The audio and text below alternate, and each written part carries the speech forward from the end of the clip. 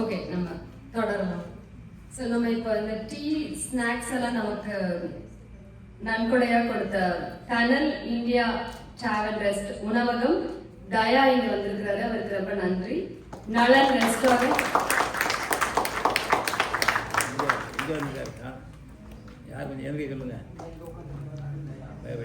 கேள்வி கேட்டாரு. மற்றும் நலன் உணவகம் கார்த்திக் அவரோட ஓனர் அவர் கொடுத்தது. அவங்களுக்குலாம் ரொம்ப நன்றி சொல்லிக்கிறோம்.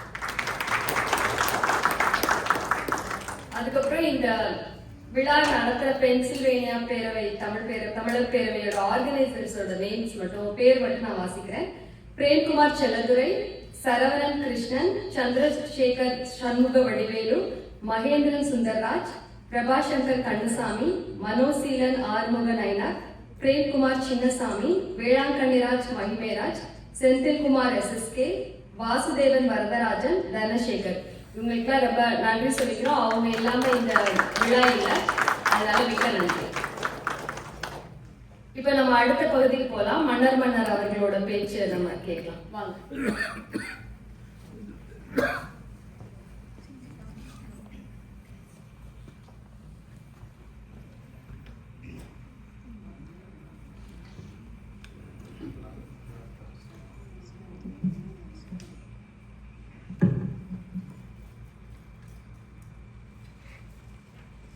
தற்கால வாழ்வில் தமிழ் தேசியம் என்ற தலைப்பு கொடுக்கப்பட்டிருக்கிறது.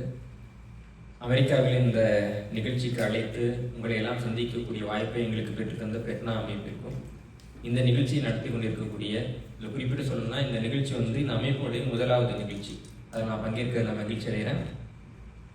பென்சில்வேனியா தமிழர் பேரவைக்கும், தமிழர் பேரவை ஏன்னா சில பேர் இறை விட்டுருவாங்க, இறை விட்டுட்டு இது எல்லாருக்குமான இயக்கம்னு சொல்லிட்டு சில இயக்கங்கள் தமிழ்நாட்டை கெடுத்து குடிச்சவராகிட்டு இருக்கு. அப்படி இல்லாமல் தமிழர் பேரவை என்று துணிந்து பெயர் வைத்து இன அடையாளத்தோடு செயல்படக்கூடிய இந்த அமைப்பிற்கும் எனது நன்றியையும் வாழ்த்துக்களையும் முதல் தெரிவித்துள்ளேன்.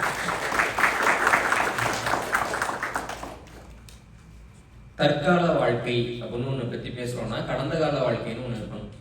கடந்த காலம் இல்லாமல் நமக்கு தற்காலமும் இல்லை, எதிர்காலமும் இல்லை. இப்போ உங்க அப்பா எப்பயோ ஒரு தடவை பெட்டியா ஸ்வீட் சாப்பிட்டதுக்கு இன்னைக்கு நீங்க இன்சுலின் போட்டுட்டு இருக்கீங்க இல்லைங்களா? அப்ப கடந்த காலம்னே பத்தி யோசிக்காம எதிர்காலத்தை நோக்கி போயிட முடியுமா? போயிட முடியாது. மக்களுக்கு எப்பயுமே என்னன்னா, கடந்த காலத்தை தூக்கிட்டு போறதுக்கு மனசு இல்லை, ஆனா எதிர்காலத்துக்கு இலகுவா போயிடணும் அப்படின்னு ஆசைப்படுறாங்க. இதுதான் இங்க இருக்கக்கூடிய சிக்கல். ஒரு நகைச்சுவை சொல்லுவாங்க. ஒருத்தர் போயிட்டு ஒரு பொறியாளர் கிட்ட கேட்கிறாரு, எனக்கு 3 மாடி இருக்கிற மாதிரி ஒரு கட்டணம் கட்டணுங்க, எவ்வளவு செலவாகும் கேட்கிறப்ப அந்த பொறியாளர் சொல்றாரு, கீழே தளம் அமைக்கிறதுக்கு ஒரு 15 லட்ச ரூபா ஆகும், முதல் மாடி கட்டுறதுக்கு ஒரு 5 லட்ச ரூபா ஆகும், மேல மொட்டை மாடி கட்டுறதுக்கு 2 லட்ச ரூபா ஆகும். அவர் சொன்னாரு, மொட்டை மாடி மட்டும் கட்டி கொடுத்துருங்களேன். தமிழர்கள் மொட்டை மாடியை மட்டும் கட்டுவதற்கு ரொம்ப காலமாக ஆசைப்பட்டு கொண்டிருக்கிறார்கள். இதுதான் இருக்கக்கூடிய சிக்கல். அப்ப அந்த அடித்தளத்தில் இருந்து நம்முடைய அந்த வாழ்க்கையை தொடங்கணும். இங்க நிறைய பேர் என் பையன் தமிழ் படிக்க மாட்டேன்றாங்க, என் பொண்ணு தமிழ்ல பேச மாட்டேன்றாங்க அப்படின்றாங்க. அந்த பையன் பேர் என்ன? இஷ் புஷ் புஷ் புஷ்னு வச்சிருக்காங்க. ஒரு குழந்தைய கூப்பிடுறீங்கல்ல, அந்த குழந்தைய கூப்பிடுற நீங்களே தமிழ்ல கூப்பிடலன்னா அந்த குழந்தை எப்படி தமிழ் பேசும் நீங்க எதிர்பார்க்குறீங்க? ஒரு குழந்தைக்கு பேர் வைக்கிறதுக்கு உங்களுக்கு தமிழ்ல பேர் வைக்க முடியலன்னா அந்த குழந்தை தமிழ்ல கையெழுத்து போடும் நம்ம எப்படி எதிர்பார்க்கிறோம்? இதான் இருக்கக்கூடிய சிக்கல். இங்க தமிழ்நாட்டுல சொல்லுவாங்க, இவரெல்லாம் பேர் வச்சாரு என் குழந்தைக்கு அப்படின்னு. தமிழ்நாட்டில் அதிகமான குழந்தைகளுக்கு பேர் வச்சவர் யாருன்னு நினைக்கிறீங்க? ஜோசியக்காரங்க.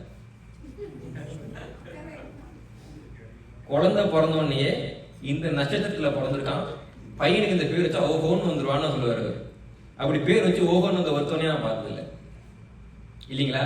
அதுவும் பேர் எப்படின்னா அவங்க சொல்லுவாங்க, இந்த பேர் டாடா டூ டைல வைங்க. கலிபோர்னியால இருந்து எனக்கு கூப்பிடுவாங்க. எனக்கு அர்த்தராத்திரி 12 மணி, அவங்களுக்கு எப்போ வேண்டியதோ அப்போ கூப்பிடுவாங்க. கூப்பிட்டு நல்ல ஒரு தமிழ் பேர் வைக்கிறங்க, டாடா டீ டைல எனக்கு ஒரு பேர் சொல்லுங்க. நல்லா வரும் வாயில. சரி சொல்லக்கூடாது எட்டி இல்லைங்க, டாடா டீ டைல நம்மளாம் பேர் வைக்க முடியாது, நாய்க்குட்டிக்கு வேணா கேளுங்க நான் வைக்கிறேன், குழந்தைக்கெல்லாம் அந்த இடத்துல வைக்க முடியாது அப்படின்னு. இப்ப இந்த எழுத்துக்கள்ல வைக்கணும்னு முடிவு செய்யறதுக்கு அவங்க யாரு? இப்போ நான் அதே கேட்கிறேன். அப்படி ஒருத்தர் சொல்றாரு அவங்க கிட்டக்க, அவர்கிட்டக்க என் குழந்தைக்கு முதல் எழுத்தை நீங்க சமஸ்கிருதத்துல சொல்லாதீங்க, ஆங்கிலத்துல சொல்லுங்கன்னு சொல்லுங்களேன். சரியா ஆங்கிலத்துல இருக்க 26 எழுத்துக்குள்ள சொல்றாங்கல்ல. நான் என்ன கேட்கிறேன், அப்ப சமஸ்கிருதத்துல இந்த எழுத்து இருக்கு, தமிழ்ல இல்லைன்னா தமிழ்ல இருக்க 247 எழுத்துல சொல்லுடா, நீ ஏன் சொல்ல மாட்டேன்ற? ஏன் சொல்ல மாட்டேன்ற? அப்ப இந்த நட்சத்திரத்துக்கு தமிழில் இந்த எழுத்து தொடங்கக்கூடிய பெயர் வைக்கலாம் என்றும் இருக்கிறது. ஆனால் இவர்கள் நமக்கு சொல்வது இல்லை.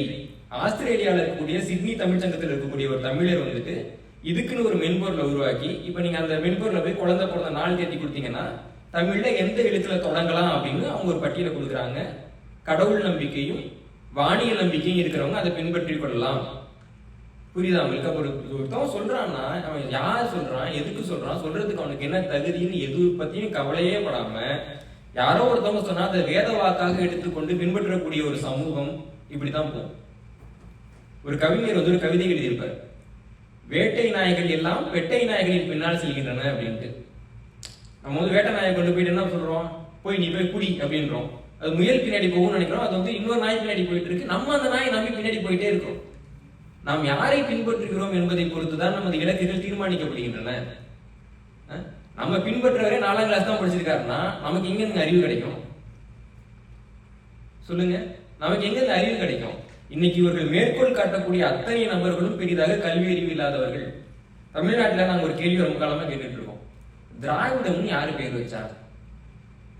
இந்த கேள்விதான் கேட்கிறோம். என்ன சொல்றாங்க, குமரில பட்டர்னு ஒருத்தர் வச்சாரு, மனுஸ்மிருதினு ஒரு நூல்ல இருக்கு, கால்டுவெல்னு ஒருத்தர் மேற்கோள் காமிச்சிருக்காரு. இவங்க எல்லாமே வந்துட்டு மாபெரும் இனவியல் அறிஞர்களா? குமரில பட்டர் வந்து பெரிய இனவியல் அறிஞர்னு அவர் சொல்லிட்டாரா? கால்டுவெல் பெரிய அறிஞர்னு சொல்லிட்டாரா? இல்ல இவர்கள்லாம் மேற்கோள் காட்டக்கூடியவர்கள்லாம் மாபெரும் அறிஞர்களா? இப்ப இங்க இருக்கக்கூடிய எல்லாருமே தமிழர்கள் தானே. நமக்கு அடிமனசுல ஒரு ஆசை இருக்கும், நம்ம வந்து எப்படியாவது இங்கிலீஷா மாறிடணும் இல்லைங்களா? ஏன்னா நமக்கு தான் ஷூ போட்ட காலம் தான் ரொம்ப பிடிக்குமே. ஒரு வாய்ப்பு இருக்குன்னு வச்சுக்கோங்க, நீங்க இங்கிலீஷா மாறதுக்கு ஒரு வாய்ப்பு இருக்கு. நீங்க தமிழன்ல இருந்துட்டு ஆங்கிலேயரா மாறதுக்கு ஒரு வாய்ப்பு இருக்கு. என்ன வாய்ப்பு தெரியுமா? பக்கத்துல அமிஷ் மக்களோட கிராமம் இருக்கு. நேரா இங்க போனீங்கன்னா உங்ககிட்ட 2 தான். ஒண்ணு நீங்க அமிஷான்னு கேட்பான், இல்லாட்டி உங்களை இங்கிலீஷ்னு கூப்பிடுவோம். அப்படியே எடுத்துட்டு போங்க. நேரா இங்கிலாந்துக்கு போயிட்டு ஏன்னா அமிஷ் வந்துட்டு இங்கிலீஷ்னு கூப்பிட்டாங்க, ஏன்னா ஆங்கிலேயர்னு சான்றிதழ் கொடுங்கன்னு சொன்னீங்கன்னா கலட்டி அடிப்பானுங்க. ஆனா நமக்கு மட்டும் என்ன சொல்றாங்க, எவனோ ஒருத்தன் உன்னை திராவிடன்னு கூப்பிட்டான் அதனால நீ திராவிடன்னு சொல்றாங்க. நம்ம வாயை மூட்டிட்டு கேட்டுட்டு இருக்கோமே, நமக்கெல்லாம் அறிவு இருக்கா? நம்ம உப்பு போட்டு தான் சாப்பிடுறோமா? ஒரு இப்ப ஆங்கிலேயர்களிடம் அடிமைகளாக இருந்த கருப்பின மக்களுக்கு தான் அந்த ஆங்கிலேயர்கள் வந்து தங்களுடைய பெயர்ல குடும்ப பெயரா வச்சாங்க. ரொம்ப காலமா அது வந்துட்டு தன்னுடைய தந்தை பெயர் கிடையாது, தன்னுடைய முதலாளியோட பெயர்னு அந்த மக்களுக்கு தெரியல. அவர்களுக்கு சுதந்திரம் வந்த பின்பாக அவர்கள் தங்கள் பெயரினுடைய பின்னட்டை தூக்கிட்டு ஃப்ரீமேன் என்று வைத்துக் கொண்டார்கள். மார்கன் ஃப்ரீமனுக்கு அப்படிதான் பெயர் வந்துச்சு. அப்போ தான் அடிமையாக இருந்த பொழுது இருந்த பெயரை தூக்கி போடுவதுதான் ஒவ்வொரு சுதந்திர மனிதனுக்குமான வாழ்க்கை. ஆனால் நாம் அப்படி செய்யாமல் நாம் அடிமையாக இருந்த காலத்தில் வைக்கப்பட்ட திராவிடர் என்ற பெயரை தூக்கி சுமக்கிறோம் என்றால் நம்மை போல ஒரு கொத்தடிமை இனம் இந்த உலகத்தில் இல்லை இல்லை. அப்ப இந்த அடிமைத்தனத்தில் இருந்து நமக்கு என்ன பெரிய ஒரு விடுதலை இருக்கு அப்படின்னு பாத்தீங்கன்னா, முதலாவது என்னன்னா நம்முடைய குழந்தைகளினுடைய பெயரில் இருந்து தொடங்கப்பட வேண்டும். தமிழ் பிள்ளைகளுக்கு முதல்ல தமிழ்ல பெயர் வைங்க. எது தமிழ் பெயர் அப்படின்னு தெரியலன்னா தமிழர் அல்லாதவர்கள் அவங்க குழந்தைங்களுக்கு என்ன பேர் வைக்கிறீங்கன்னு பாத்தீங்கன்னாலே அது என்ன தமிழ் பேர் உங்களுக்கு தெரிஞ்சு. அவ்வளவு அழகழகா பேர் வைக்கிறாங்க அவங்க எல்லாம். நம்ம என்ன பேர் வைக்கிறோம், யார் பேர் வைக்கிறோம்? இந்த பேரை வச்சுட்டு நம்ம குழந்தை வந்து தமிழ்ல பேச மாட்டேன்னு நம்ம ஆதங்கப்படுறோம்னா நம்மள மாதிரி ஒரு அறிவு கேட்டவங்க இருக்க முடியுமா? சுய விமர்சனத்துல தான் எல்லாமே ஆரம்பிக்கணும். நம்ம நம்மளிடமிருந்து ஆரம்பிப்போம். ஒரு குழந்தைக்கு நீங்க பேர் வைக்கிறப்போ அந்த குழந்தை எனக்கே இந்த பேர் வைக்கப்பட்டதுன்னு ஒரு கேள்வி கேட்கும். எல்லா குழந்தையும் இந்த கேள்வி கேட்டிருக்குல்ல, எனக்கே இந்த பேர் வச்சீங்கன்ட்டு. அது சொல்றதுக்கு ஒரு கதை நம்ம கிட்ட இருக்கா? மகன் அப்படின்னு சொல்றோம், நமக்கு அந்த உறவு முறை தெரியும். மகனோட பையன் பேர் என்ன சொல்லுங்க? மகனோட பொண்ணு பேரு ஏன் பெயர்னு வைக்கிறோம்? பெயரை சொல்றது இல்லைங்க, தாத்தாவோட பெயரை கொண்டிருப்பதால் தான் அவன் பெயர். தமிழர் முறை நீங்க வந்து பாத்தீங்கன்னா நாட்டுக்கோட்டை செட்டியார்களுடைய பழைய பேரை பாக்குறப்போ அதே வரும், அருசோம அருசோம அருசோம சண்முகம்னு வரும். பேரை திருப்பி திருப்பி வைப்பாங்க. ராஜேந்திர சோழன் வந்து அவரோட சின்ன தாத்தா பேர் தான் அவரோட பையனுக்கு வைக்கிறாரு. ராஜராஜ சோழனும் அதே தான் பண்றாரு. ஒவ்வொரு முறையும் அந்த பெயர்கள் சொல்லிக்கிட்டே இருக்கு. அப்ப பெயரன் அப்படின்னு தான் அவன் பேர்னா அப்ப அவனுக்கு யார் பேருக்கு வைக்கணும்? நம்ம ஏன் வைக்கிறது இல்ல? கேள்வி. அப்ப நமக்குன்னு ஒரு மரபே இல்லையா? நமக்குன்னு ஒரு மரபு இருக்கு. அந்த மரபை தெரிந்து கொள்ளாமல் நாம இருந்துட்டு அந்த மரபை நம்ம குழந்தைகிட்ட வந்து காட்டாம வச்சுட்டு அந்த மரபு குழந்தைகிட்ட கலத்தப்படலை அப்படின்னு சொல்றோம்னா அது நம்முடைய தவறுதானே தவிர குழந்தைகளுடைய தவறு கிடையாது, இல்லைங்களா? அப்ப முதலாவதா நம்ம தமிழ் தேசியத்தில் இருக்கக்கூடியவங்க நடைமுறை வாழ்க்கையில செய்ய வேண்டியது குழந்தைகளுக்கு தமிழில் பெயர் வையுங்கள். யாருக்காவது குழந்தை பிறந்து தமிழ்ல பேர் வைக்கணும்னா அதுக்குன்னு நூல்கள்லாம் இருக்கு. இந்த அழகு தமிழ் பெயர்கள் ஒரு புத்தகம் சமீபத்தில் 60,000 தமிழ் பேர் கிட்ட கொடுத்துருக்காங்க. இயக்கத்துல 40,000 தமிழ் பேர் இருக்கிற மாதிரி எல்லாம் ஆய்வு பண்ணாங்க. 4,000 தமிழ் பேருக்கு மாதிரி ஒரு புத்தகம் போட்டிருக்கிறாங்க. இது இல்லாம ஒரு 5-6 வலைத்தளங்கள் இருக்கு தமிழ் பேருக்குன்னே. இப்ப சொன்ன ஒரு வலைத்தளம், இந்த ஆஸ்திரேலியால பண்ண வலைத்தளம் உள்பட குறைஞ்சபட்சம் யாருக்காவது ஒருத்தவங்க வந்துட்டு கருவிட்டு இருக்காங்கன்னா தமிழ்ல எப்படி பேர் வைக்கிறதுன்றது தொடர்பா அவங்ககிட்ட பேச ஆரம்பிங்க. எந்த பேர் தமிழ் பேர், எந்த பேர் தமிழ் பேர் இல்லை அப்படின்ட்டு அவ்வளவு தமிழ் பெயர்கள் இருக்கு. நான் வந்துட்டு வாசு அவங்க வீட்டுல தங்கியிருக்கிறேன். அவங்க பொண்ணு பேர் வந்து நவ்வி. நவ்வினா குட்டி மான் அப்படின்னு அர்த்தம். தேடி கண்டுபிடிச்சு அந்த குழந்தைக்கு பேர் வச்சிருக்காங்க, இல்லைங்களா? அப்ப அப்படி பேர்களை வைக்கின்ற பொழுதுதான் நம்ம நடைமுறைக்குள்ள அந்த குழந்தைய கொண்டு வர முடியும். நாளைக்கு உன்னுடைய பேருக்கு என்ன காரணம்ன்றப்போ என்னுடைய தாய்மொழி தமிழ், அதுல சங்க இலக்கியத்துல இப்படி ஒரு சொல்லு இருக்குது, அந்த சொல்ல எனக்கு பேராக வைக்கிறாங்கன்னு சொல்றப்பதான் சங்க இலக்கியம் பத்தின ஒரு புரிதல் அந்த குழந்தைங்களுக்கு வரும். அதற்கான வாய்ப்பையே நம்ம கொடுக்காம நம்ம ஏதோ வடக்குல பிறந்த மாதிரி ஒரு பேரை வச்சுட்டோம் அப்படின்னா நம்ம குழந்தைகளுக்கு தேடல்கள் எப்படி வரும்? அப்ப நமக்கான வாய்ப்புகளை நம்ம சரியா பயன்படுத்தணும். இன்னொரு விஷயம் என்னன்னா, இன்னைக்கு நம்ம பார்த்துக்கிட்டு இருக்கிறது ஒவ்வொரு இடத்துலையும் தமிழர் தமிழ்நாட்டுங்கிற அடையாளம் தமிழ்நாட்டில் நீக்கப்பட்டுக்கிட்டே வருது. ஒவ்வொரு இடத்துலையும் உதாரணத்துக்கு பார்த்தீங்கன்னா இப்ப தமிழ்நாட்டில் ஓடிட்டு இருக்க பேருந்துல எல்லாம் அரசு பேருந்து இருக்கு. அரசு போக்குவரத்து கழகம். என்ன அரசு? கலிபோர்னியா மாகாண அரசா? தமிழ்நாடு அரசு தானே அதுக்கு பேரு. தமிழ்நாடு அரசு நீ போடல.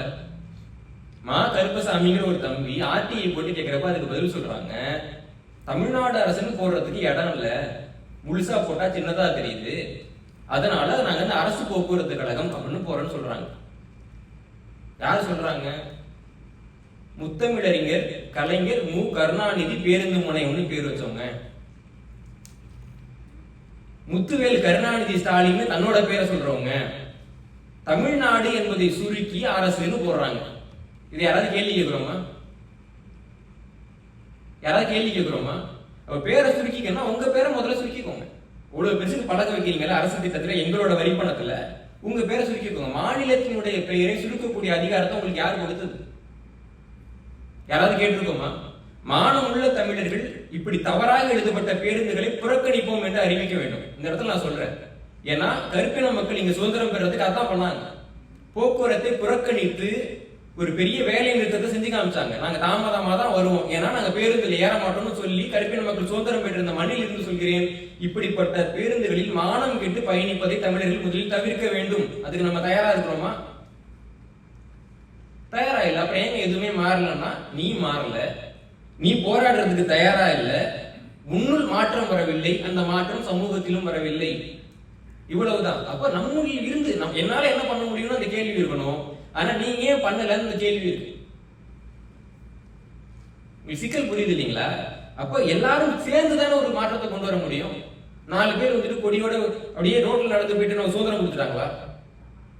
இல்ல நம்ம பக்கம் நியாயம் இருக்குன்னு நம்ம ஏதாவது வென்றெடுத்திருக்கிறோம். போராட்டம் இல்லாமல் வெற்றி கிடையாது. ஆனால் போராடுவதற்கு இங்கு யாரும் தயாராக இல்லை. இதுதான் தமிழ் தேசியத்தினுடைய மிகப்பெரிய தடைக்கல்லாக இருக்கின்றது. இப்ப பாத்தீங்கன்னா நேற்று தமிழ்நாடு நாள் அப்படின்னு சொல்லியிருக்கிறாங்க. தென்னிந்தியாவில் இருக்கக்கூடிய எல்லா மாநிலத்துக்கும் என்னைக்கு மாநில நாள்? கர்நாடகாவுக்கு என்னைக்கு மாநில நாள்? ஆந்திராவுக்கு என்னைக்கு மாநில நாள்? நவம்பர் 1.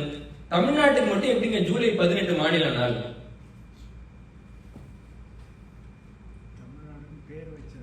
இப்போ உங்களுக்கு வந்து ஒரு குழந்தை பிறக்குதுங்க, அதுக்கு என்னைக்கு பிறந்த நாள்? அது வந்து ஜனவரி 1ஆம் தேதி பிறக்குது, ஜனவரி 16ஆம் தேதி பேர் வைக்கிறீங்க. குழந்தைக்கு என்னைக்கு பிறந்த நாள்? 16ஆம் தேதி தானே பேர் வைக்கிறீங்க. 16ஆம் தேதி பிறந்த நாள் கொண்டாட வேண்டியது தானே. உலகத்துல இந்த அநியாயம் நடக்குமா? உலகத்துல இந்த அநியாயம் நடக்குமா? அனைத்து எல்லா மாநிலமும் பிரியுது, மற்ற எல்லா மாநிலமும் ஒரு நாளை வந்துட்டு நாளா கொண்டாடுறாங்க. இப்ப மைசூர் மாகாணம் தான் முதல்ல இருந்துச்சு இல்லைங்களா? அப்புறம் தானே கர்நாடகான்னு மாத்தினாங்க. அப்ப கர்நாடகாக்காரங்க வந்து என்னைக்கு கொண்டாடுறாங்க? எந்த ஆண்டில் இருந்து அவங்க கணக்கு வைக்கிறாங்க? 1956 இருந்து கணக்கு வைக்கிறாங்க. தமிழ்நாட்டினுடைய கணக்கு 1967 ஆண்டிலிருந்து தொடங்குகிறது. இதை பத்தி யாராவது நம்ம கவலைப்பட்டிருக்கோமா? இது தவறா இருக்குன்னு நம்ம ஒரு முகநூல்ல பதிவிட்டிருக்கோமா? மற்ற மாநிலத்துக்கெல்லாம் வேற மாதிரி இருக்கு, எனக்கு மட்டும் ஏன் இப்படி இருக்கு? மற்ற மாநிலத்துக்கெல்லாம் அந்த மாநிலத்துக்காரங்க ஆளுறாங்க, அதெல்லாம் சரியா இருக்கு, நமக்கு அந்த வாய்ப்பு இல்லை, அதெல்லாம் தவறா இருக்கு. இதை பத்தி பேசியிருக்கோமா? இது பேசுறதுக்கு நமக்கு தனியாக வேற ஏதாவது ஊடகங்கள் தேவையா? 11 கை தேவையா? அதை முகநூல் எழுதுறதுக்கு நமக்கு நாம செயல்படல, நாம சுணக்கமாக இருக்கிறோம், நாம் போராடுவதற்கு தயாராக இல்லை, கேள்வி கேட்பதற்கு கூட நாம் தயாராக இல்லைங்கிறதா இங்க சிக்கல். இப்ப இந்த சிக்கல்லாம் நாம வச்சுக்கிட்டு நம்ம குழந்தைங்களை பார்த்து நீ வாப்பா எப்படி கூப்பிடுறோம்னு எனக்கு தெரியல. நம்ம ஏதாவது ஒண்ணு செஞ்சுட்டு நம்ம குழந்தை அதை பார்த்து செய்யலன்னா இப்படி செய்யன்னு நம்ம சொல்லலாம். நாம எதுவுமே செய்யாம உட்கார்ந்துட்டு நம்ம குழந்தைய பார்த்து போய் செய்யன்னு சொல்றது சரியான வழிமுறை கிடையாது. நம்ம செய்யறத பார்த்துதான் குழந்தைய கத்துக்குது. உங்க குழந்தை சரளமா ஆங்கிலம் பேசுதுன்னா உங்களை பார்த்து கத்துக்கிட்டதுதான். உங்களை மாதிரியே குழந்தைங்க உடை பிடித்துதா?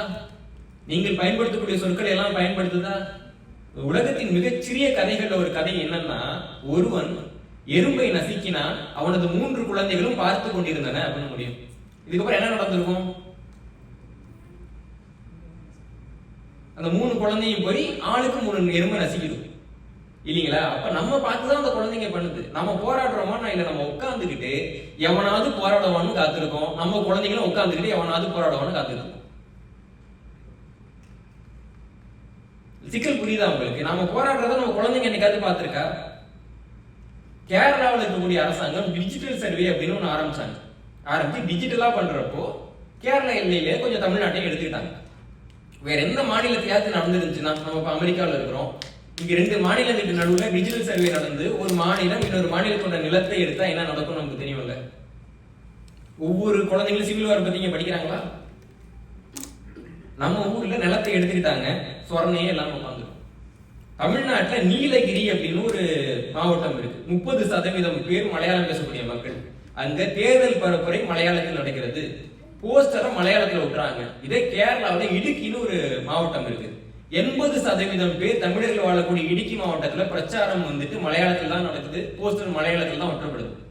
அப்போ 30% பேர் வந்தாலே தன்னுடைய தாய்மொழியை கண்டுக்காம விட்டுட்டு எந்த மொழியில வேணாலும் ஒட்டிக்கன்னு போகக்கூடிய ஒரு இனம் எப்படி உருப்புன்னு பதில் சொல்லுங்க பார்ப்போம். சொந்த மாநிலத்தில் தமிழ் அழிவதையே நம்மால் தடுக்க முடியவில்லை என்றால் அந்நிய மண்ணில் நம்ம என்னத்தை கிழிக்க போறோம்? இதான் இன்னைக்கு இருக்கக்கூடிய சிக்கல். இது எல்லாத்துக்கும் மேல சொல்றேன், தாளூர் அப்படின்னு ஒரு பகுதி இருக்குது, தமிழ்நாட்டுக்கும் கேரளாவுக்கும் இருக்கக்கூடிய எல்லை நீலகிரி மாவட்டத்துல வருது. இப்ப தாளூருக்கு இந்த பக்கம் தமிழ்நாடு, அந்த பக்கம் கேரளா. இந்த பக்கம் இருக்கக்கூடிய இடத்துல நிலம் வாங்கக்கூடிய மலையாளிகள் தங்களுக்கு மின் இணைப்பு வேணும்னு கேரளா அரசாங்கத்திட்ட விண்ணப்பிக்கிறாங்க. கேரள மின்சாரத்துறை இங்க இருக்கக்கூடியவர்களுக்கு மின் இணைப்பு கொடுத்துருக்கு 2 கட்டடத்துக்கு. புகார் போயிருக்குது. தமிழ்நாடு அரசாங்கம் இன்னைக்கு வரைக்கும் அதை பத்தி எதுவும் பேசவே இல்லை. எல்லாத்துக்கும் மேல கேரள அரசாங்கம் தமிழ்நாட்டு எல்லைக்குள்ள தாளூர் பகுதியில் ஒரு பேருந்து நிலையம் கட்டலாம்னு யோசிச்சுட்டு இருக்காங்க. அப்போ இப்பதான் சமீபத்தில் திருவண்ணாமலைன்ற ஒரு மாவட்டத்தை நம்ம ஆந்திராவுக்கு வித்துருக்கிறோம். அடுத்து நீலகிரியை நம்ம கேரளாவுக்கு விற்க போறோம் இல்லைங்களா? நம்ம இன்னைக்கு வரலாறு படிச்சுட்டு இருக்கோம்ல, அமெரிக்கா எப்படி வெவ்வேறு மாகாணங்களை பிரெஞ்சு கவர்மெண்ட் கிட்ட இருந்து வந்துச்சு, ரஷ்யா கவர்மெண்ட் கிட்ட வந்துச்சுன்னு, அந்த மாதிரி இன்னைக்கு இருக்கக்கூடிய அரசாங்கம் பக்கத்து மாநிலத்துக்கெல்லாம் நம்ம மாவட்டங்களை வித்துக்கிட்டு இருக்காங்க. நாங்க வச்சுக்கோங்க நல்ல மலிவு விலைக்கு வாங்கிட்டு போங்கன்ட்டு. இதை பத்தி எந்த ஒரு கருத்தாவது நம்ம கிட்ட இருக்கா? நம்மள எவ்வளவு பேருக்கு கவனமா கவனிச்சிருக்கோம்? இதை பத்தி பேசிக்கிட்டே இருக்கிறதா எங்க வேலையா?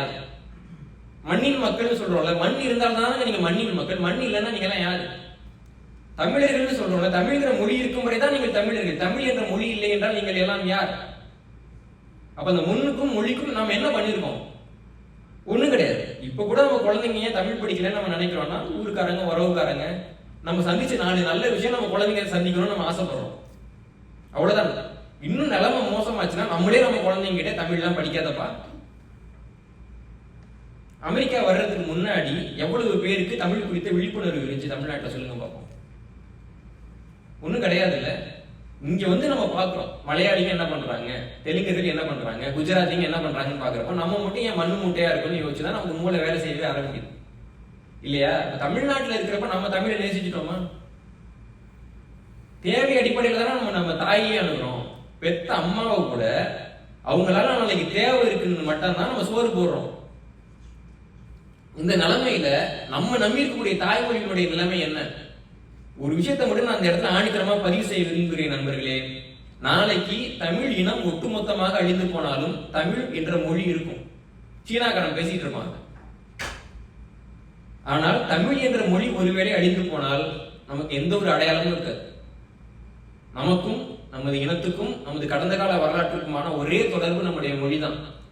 அந்த மொழி இல்லைன்னா நீங்க சேர்த்து வச்சிருக்கிற காசை வச்சுட்டு ஒண்ணுமே பண்ண முடியாது. இதை விட அதிகமாக காசு வைத்திருந்த யூதர்கள் என்ன ஆனார்கள் என்று உலகம் பார்த்தது. அவங்க தாய்மொழியை அழிய விட்ட யூதர்கள் அழிந்து போனார்கள். இப்ப அவங்க வச்சிருக்கிற மொழி அவங்களுடைய மொழி கிடையாது, ஹீப்ரு மொழி கிடையாது. அந்த ஹீப்ரு மொழி அழிஞ்சு போயிருந்த மிச்சம் இருக்குல்ல, அதில் அவர்கள் ஹீப்ருவை போலவே உருவாக்கிய மொழியை தான் இன்றைக்கு அவர்கள் பயன்படுத்தி கொண்டிருக்கிறார்கள். அப்ப முதலில் எந்த இடத்துல மொழி அழியுதோ அடுத்த இடத்துல இனம் அழிந்து போகும். ஒவ்வொரு முறையும் அதுதான் நடக்குது. அப்படி இருந்தாலும் கூட அந்த மொழியை அழியை விட்டு வேடிக்கை பார்க்கக்கூடிய ஒரு இனமாக நாம் இருந்தோம்னா நம்முடைய நிலைமை என்ன ஆகும் அப்படி சிந்திச்சு பாருங்க. நீ தமிழ்நாட்டில் ஆட்சிக்கு வந்திருக்கிறவங்க இருக்கிறாங்க. நம்மளாம் கேட்கறோம்ல சுய பெருமைலாம் பேசாதீங்க அப்படின்ட்டு. இப்போ சுய பெருமைனா எப்படி? இல்லாத பெருமையெல்லாம் பேசிட்டோமா? கல்வெட்டில் இல்லாத பேசிட்டோமா? செப்பேட்டில் இல்லாத பேசிட்டோமா? அல்லது இலக்கியத்தில் இல்லாத பேசிட்டோமா? இருக்கிற பெருமையை பேசினா ஏன் பெருமை பேசுறீங்க? இப்போ சமீபத்துல ஒரு பெருமை பேசியிருக்கிறாரு. காமராஜர் அவர் இறந்து போறப்ப என் கையை பிடிச்சி நீங்க தான் உலகத்தை காப்பாற்றணும். சூப்பர்மேன் படம் வந்துருக்குது, அடுத்த வாரம் பாருங்களேன். சூப்பர்மேன் இறந்து போறதுக்கு முன்னாடி என் கையை பிடிச்சி உலகத்தை காப்பாற்றணும்னு சொன்னாங்கன்னு கூட சொல்லுவாங்க. எப்படி நம்ம அந்த மானம் கட்டி கேட்டுட்டு இருக்கோம்? காகித மில்லத் இறந்து போனாருனாலும் இதே கதை. அவர் இறந்த நாள் என்ன சொல்லுவாங்க? காகித மில்லத் கடைசியாக கையை பிடிச்சி தான் கேட்டுட்டாரு. அறிஞர் அண்ணா இருக்கிறாருல்ல, அவர் இறந்து போறப்ப கூட இவர் கையை பிடிச்சி நீங்க தான் அடுத்த தலைவர்னு சொல்லல, போராடி தான் மேல வந்தாங்க இல்லைங்களா? இவர் யாரை தலைவர் என்று சொல்கிறாரோ அவரே இவங்க நம்பினது கிடையாது. ஆனா என்ன சொல்றாங்க? இதெல்லாம் நடந்ததுங்க, இதெல்லாம் இந்த பெருமைங்கன்னு சொல்றாங்க. உண்மையாகவே தமிழ்நாட்டுக்கு பெருமை மிக்க ஒரு வரலாறு இருக்கு. இப்ப காமராஜர் தமிழ் தேசிய ஆள் கிடையாது, அவர் ஒரு தேசியவாதி. ஆனால் அனைத்தையும் தாண்டி இந்திய வரலாறுல பதவியை வேணான்னு தூக்கி போட்டுட்டு கட்சி பணிக்காக வந்த முதல் அரசியல் தலைவர் காமராஜர். அவர் கவிதை எழுதியிருப்பேன். இந்திய பிரதமர்கள் அரியாசனம் ஏற நீதானே ஏணி, அரசு திட்டத்தை சிறிய சேரிக்கும் கொண்டு சேர்த்த தோணி, எல்லோரும் துரத்தி பிடித்து விளையாடிய பதவி பந்தை தூக்கி எறிந்து விளையாடிய முதல் ஆட்டக்காரன் நீ அப்படின்னு எழுதியிருப்பேன். பதவி தூக்கி போற மனசு வேற யாருக்குங்க இருக்கு? அப்ப அது இலக்கணமாக காமிச்சு தமிழர்கள் கொண்டாட வேண்டிய காமராஜரை ஒருத்தவங்க போற போக்குல இழிவுபடுத்திட்டு போறப்ப நம்ம என்ன பண்றோம்? அமைதியா இருக்கும். செவுத்துல அடிக்கிற சாணி இருக்குல்ல, அது கூட வெயில் அதிகமாக அடித்தால் காஞ்சி கீழே விழும். தமிழர்கள் அதை விட மோசமான ஒரு சாணியாக அப்படியே ஒட்டிக்கிட்டே இருக்கிறாங்க செவுத்துல காலங்காலமாக. அப்ப இந்த நிலைமையில இருக்கிறப்போ தமிழ் எப்படி வளருங்க அப்படின்னு என்கிட்ட கேட்கிறப்ப எவ்வளவு கோபம் வரும் சொல்லுங்க. இது கூட்டு முயற்சி, இது கூட்டு முயற்சி. நம்ம எல்லாரும் சேர்ந்து ஒன்னா ஊர் கூடி தேர் இழுக்காம ஒரு 4 பேர் கையை கட்டிட்டு தேர் எப்படிங்க வரும்? இந்த கவுண்டமணி கேட்பார்ல, நஞ்சையா புஞ்சையா ஆத்து பாசனமா குளத்து பாசனமா குழாய் வச்சு தெரியுங்களா குழா புட்டு வச்சு தெரியுங்களான்ற மாதிரி தமிழ் தேசியர்கள் எங்க கேட்டாலும் என்ன பேசுறாங்கன்னா, நீங்க என்ன பண்ண போறீங்க எடுத்துன்றாங்க. கேள்வி தப்பு. நாம என்ன பண்ண போறோம்? நாம என்ன பண்ண போறோம்? நம்முடைய பிள்ளைகளுக்காக, நம்முடைய மொழிக்காக, நம்முடைய மாநிலத்திற்காக, நம்முடைய மாநிலத்திற்காக நாம என்ன பண்ண போறோம் அப்படின்னு ஒரு கேள்வி முதல்ல வந்ததுன்னா அதற்கான சரியான பதில் விரைவில் வரும்.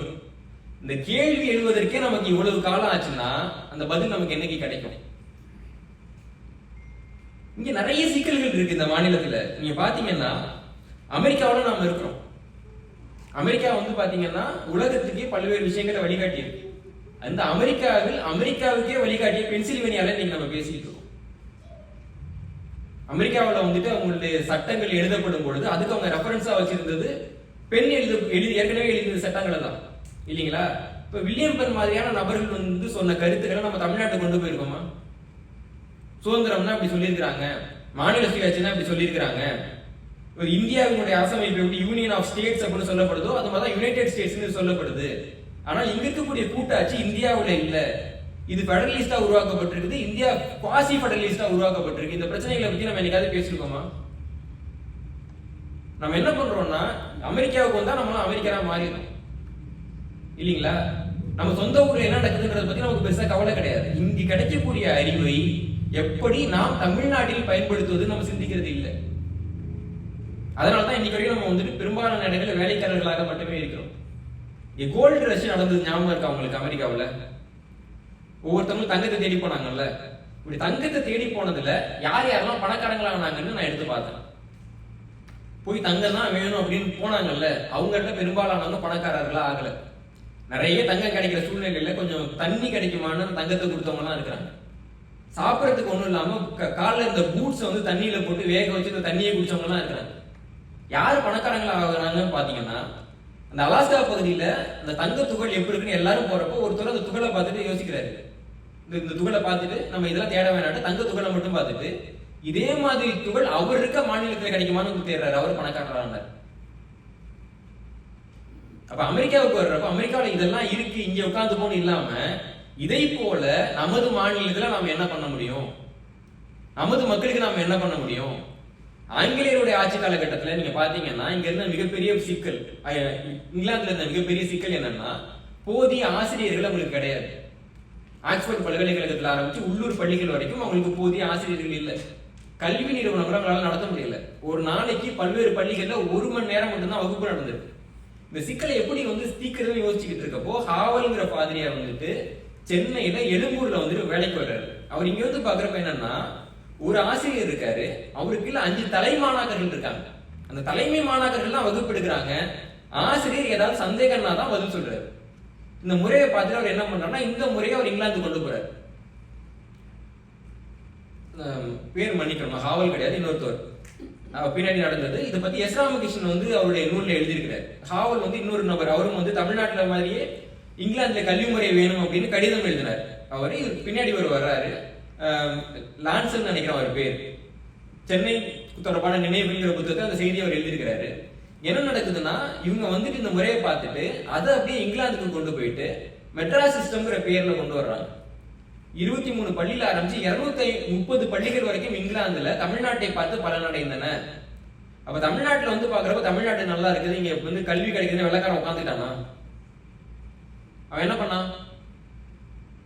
தமிழ்நாட்டில் இருக்கக்கூடிய ஒரு முறையை கொண்டு போய் அவங்க மண்ணில் வந்து பதிச்சாங்க.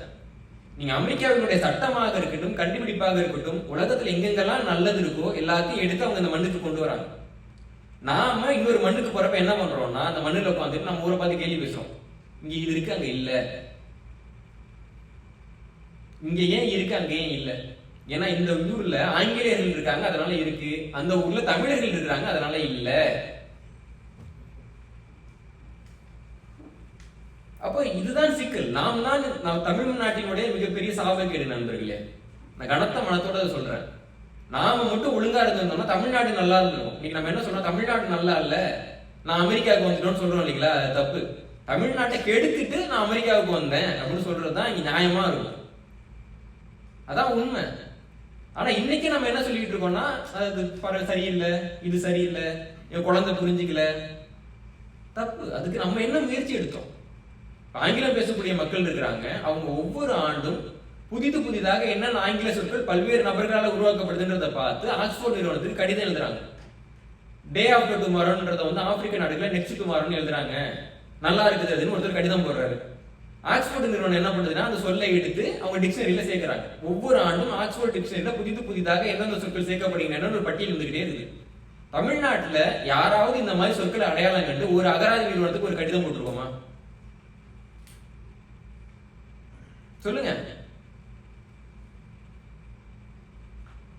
அப்ப தமிழ் மொழியை பொறுத்த வரைக்கும் நம்ம யாரா இருக்கோம்னா அதை பயன்படுத்திக்கிறவங்களா இருக்கிறோம். அதுக்காக உழைக்கக்கூடியவர்களாக மெருகேற்றக்கூடியவர்களாக நம்ம இருக்கிறோம்னா கிடையாது. இப்ப திரும்ப நம்ம வந்து இந்த மொழியை பயன்படுத்திக்கிறோம், அது பயன்படலன்னு சொல்றோமே தவிர நாம ஒண்ணு உருவாக்குவோம், அதை 4 பேர் பயன்படுத்திக்கலாம்னு நம்மளால ஏன் யோசிக்க முடியல? ஒரு கதை சொல்லுவாங்க. ஒரு ஊர்ல ஒரு அழகான ஒரு கார் வந்து நிக்குது. வந்து நின்ன உடனே அந்த காரை ஒரு பையன் தொட்டு பார்த்துக்கிட்டே இருக்கான். இந்த உரிமையாளர் வர்றாரு, வந்துட்டு சொல்றாரு, இந்த கார் நல்லா இருக்கானோன்னா அந்த பையன் ரொம்ப நல்லா இருக்கணும்னா என் அண்ணன் வாங்கி கொடுத்தது அப்படின்னா அந்த பையன் வந்து ரொம்ப தீவிரமா யோசிக்கிறான். இவர் சொல்றாரு, ரொம்ப யோசிக்காத, எங்க அண்ணன் வந்து ரொம்ப நல்லவர், அந்த மாதிரி அண்ணன்லாம் கிடைக்கிறதுக்கு கடினம், நிறைய பேருக்கு அந்த மாதிரி அண்ணன் இல்லை, அதனால அதுக்கெல்லாம் நீ வருத்தப்பட்டுக்காதன்றப்ப அந்த பையன் சொன்னானா, இல்லை நான் எனக்கு இப்படி ஒரு அண்ணன் இல்லைன்னு யோசிக்கல, நான் அந்த மாதிரி கார் வாங்கி தரது எனக்கு ஒரு தம்பி இல்லைன்னு நான் யோசிச்சுட்டு இருந்தேன் அப்படின்னா.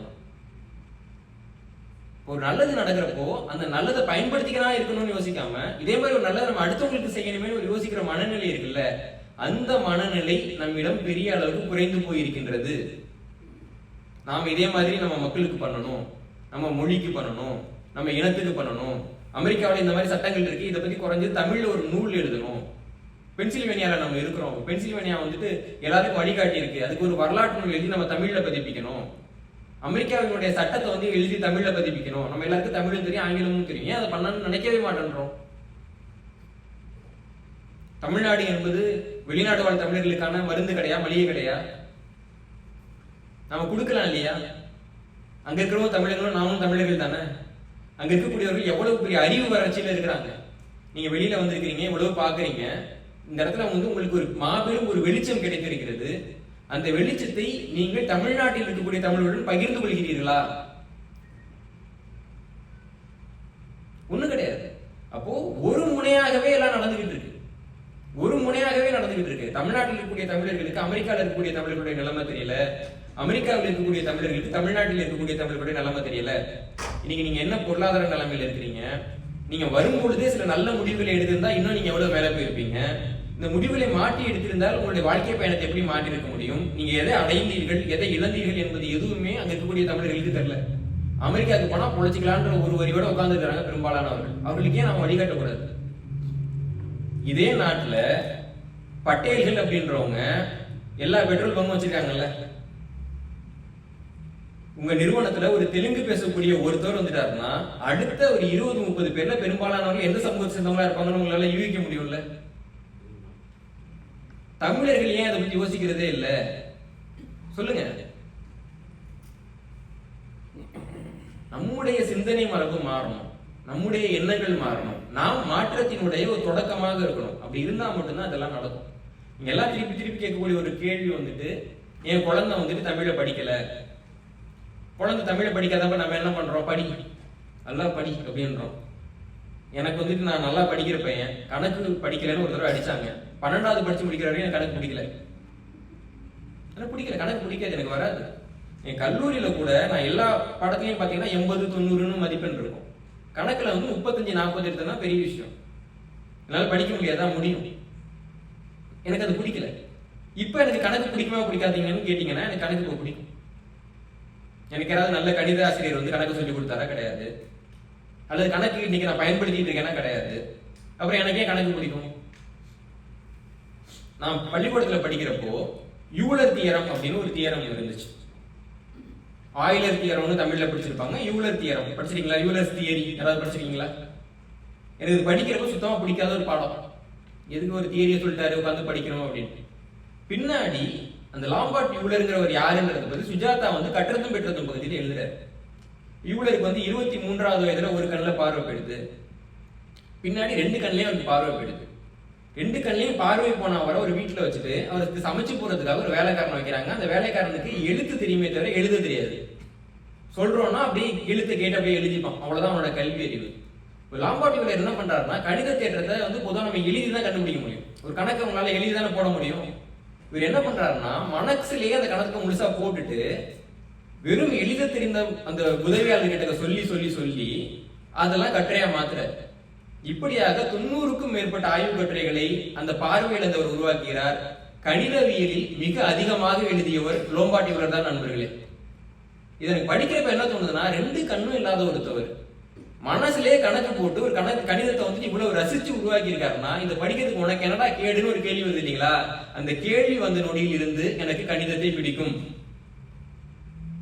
அப்ப என்னுடைய பாடத்துல நீங்க என்ன வச்சிருக்கணும்னா யூலர் தியரத்தை வச்சிருக்கூடாது, யூலரோட வரலாறு வச்சிருக்கணும். இவ்வளவு கஷ்டப்பட்டு ஒரு மனிதர் வந்து உங்களுக்காக அந்த கணிதத்தை உருவாக்கி கொடுத்திருக்காருன்னு படிக்கிறப்போ நாம மனசார அதை ரசிக்க ஆரம்பிப்போம். அதே மாதிரி செய்யறதுக்கு நம்ம ஆசைப்படுவோம். அதுக்கு மாறாக நம்மளுக்கெல்லாம் என்ன பண்றாங்க அப்படின்னா குச்சியை கொடுத்து அடிச்சு மனப்பாடம் பண்ணு, தோப்பு கரணம் போடு, செவுத்த பார்த்துட்டு நின்று யோசிச்சுக்கிட்டு அப்படின்னு சொல்றப்ப என்ன ஆகுதுன்னா நமக்கு அந்த படிப்பு ஏறாது. உங்க குழந்தைங்களுக்கு வந்துட்டு ஹோம்ஒர்க் வீட்டு பாடம் கொடுக்குறீங்கல்ல, வீட்டு பாடத்தை யார் கண்டுபிடிச்சா?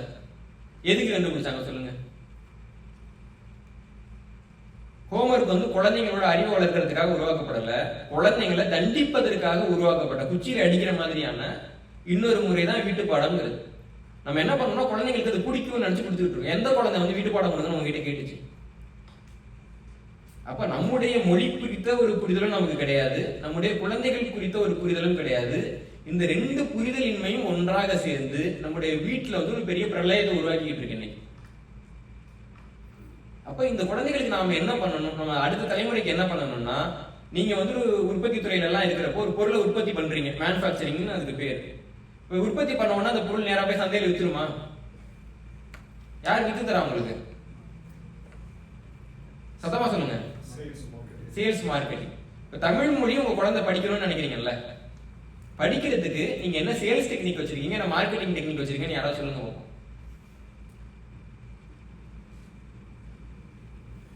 சொல்லுங்க கேட்போம்.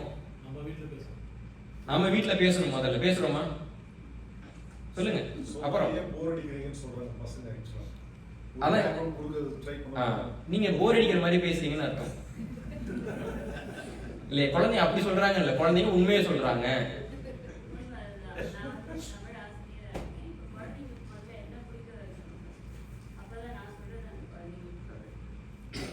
அப்ப என்னன்னா, இந்த தமிழ் மொழி எப்படி சுவையா சொல்லி கொடுக்கறது இல்லீங்களா? இப்ப நம்ம வந்துட்டு ஆங்கில மொழியை நீங்க நேரடியா கொண்டு போயிட்டு இதான் கிராமர் படினா படிக்குமா குழந்தை?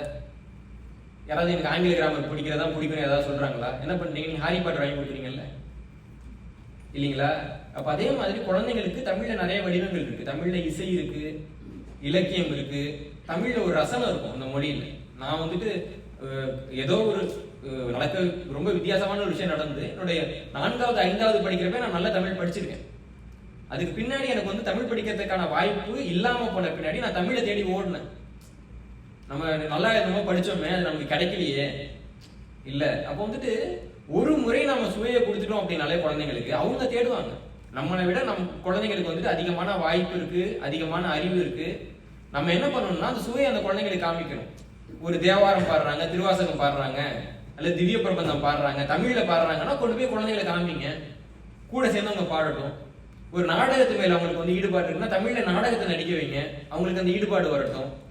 இசையில வந்து ஆர்வம் இருக்குதா, அவங்க பாட்டு எழுத ஆசைப்படுறாங்கன்னா நல்ல தமிழ் பாட்டை எழுத சொல்லுங்க குழந்தைங்களை. அந்த குழந்தைங்களோட பாடல்களுக்கு நம்ம ப்ரொடியூஸ் பண்ணி ஆல்பம் மாதிரி ஏதாவது போடுங்க, அந்த குழந்தைங்க எழுத தொடங்கும். சொல்லி செய்ய சொல்றாங்க ராஸ், அதுல வந்து நிறைய தமிழர்கள் வந்தாங்கல்ல, அவங்க எல்லாம் வந்துட்டு தமிழ் பள்ளியிலேருந்து வந்தாங்களா இல்ல இசை பள்ளியிலேருந்து வந்தாங்களா? இசையிலேருந்து தானே வர்றாங்க. அப்ப அவங்களுக்கு தமிழ் தெரியுமா தெரியாதா? அப்ப தமிழை வளர்க்கணும்னா அனைத்து துறைகளிலையும் அதற்கான முயற்சிகள் எடுக்கப்பட வேண்டும். தமிழ் மொழி நம்ம வாழ்க்கையில நுழையணும், அது நீடிச்சு நிலைக்கணும்னா அதற்கான முயற்சிகள் நமது தரப்பில் இருந்து செய்யப்பட வேண்டும். அதுக்கு மாறாக நம்ம குழந்தைங்கள்ட்ட போயிட்டு நீ வந்து தமிழ் பையன் தான், நீ தமிழ் தான் பேசணும், தமிழ் தான் எழுதணும் அப்படின்னு சொல்லி எதுவுமே மாற போறது இல்லை இல்லைங்களா? அப்ப தமிழ் மொழி நம்முடைய தாய்மொழி என்பதை தாண்டி தமிழ் மொழி ஒரு சிறந்த மொழி, வளமையான மொழி, அறிவியலுக்கான மொழி, வரலாற்று பெருமிதம் மிக்க மொழி, நமது முன்னோர்கள் பேசிய மொழி, நமக்கும் நமது நிலத்துக்குமான தொடர்பாக இருக்கக்கூடிய மொழிங்கிற அந்த செய்திகளை எல்லாம் அவங்களுக்கு போர் அடிக்காத மாதிரி நம்ம தான் சொல்லி புரிய வைக்கணும். அப்படி சொன்னா மட்டும்தான் நாளைய தலைமுறை மாறும். ஏன்னா இன்னைக்கு இருக்க ஒரு பெரிய பிரச்சனை, இன்னைக்கு தமிழ் மொழிக்கும் நமது குழந்தைகளுக்கு நடுவில் தொடர்பு இல்லைன்றதை நீங்க எப்ப தெரியுமா உணர்றீங்க? வீட்டுக்கு ஒருத்தவங்க வந்திருக்காங்க பெரியவங்க, கொஞ்சம் நின்று பேசுறப்ப உங்க குழந்தை நின்று பேசாது. ஒருத்தவங்கள மரியாதையா பேசுறப்ப அந்த குழந்தை மரியாதையா பேசுறது இல்லை. இந்த குழந்தைங்க ஏதாவது சொல்லி உங்களால பயன்படுத்த முடியுதா? ஏதாவது சொல்லி உங்களால நான் இப்படி சொன்னா என் பையன் பயந்துருவான்ப்பா, சொல்லது கேட்டுப்பா, ஏதாவது ஒண்ணு சொல்லுங்க பாப்போம்.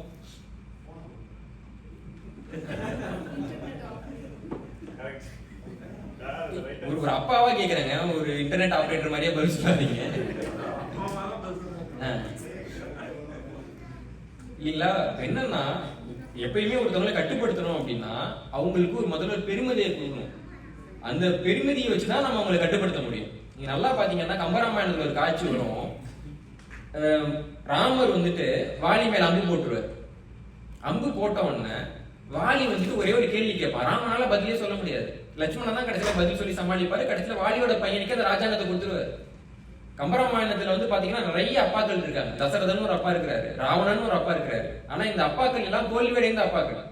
ஏன்னா இவங்களுக்கு பின்னாடி இவங்க ஆட்சி இவங்க பையனுக்கு போல. வெற்றி அடைந்த ஒரே அப்பா யார் தெரியுமா? வாலி.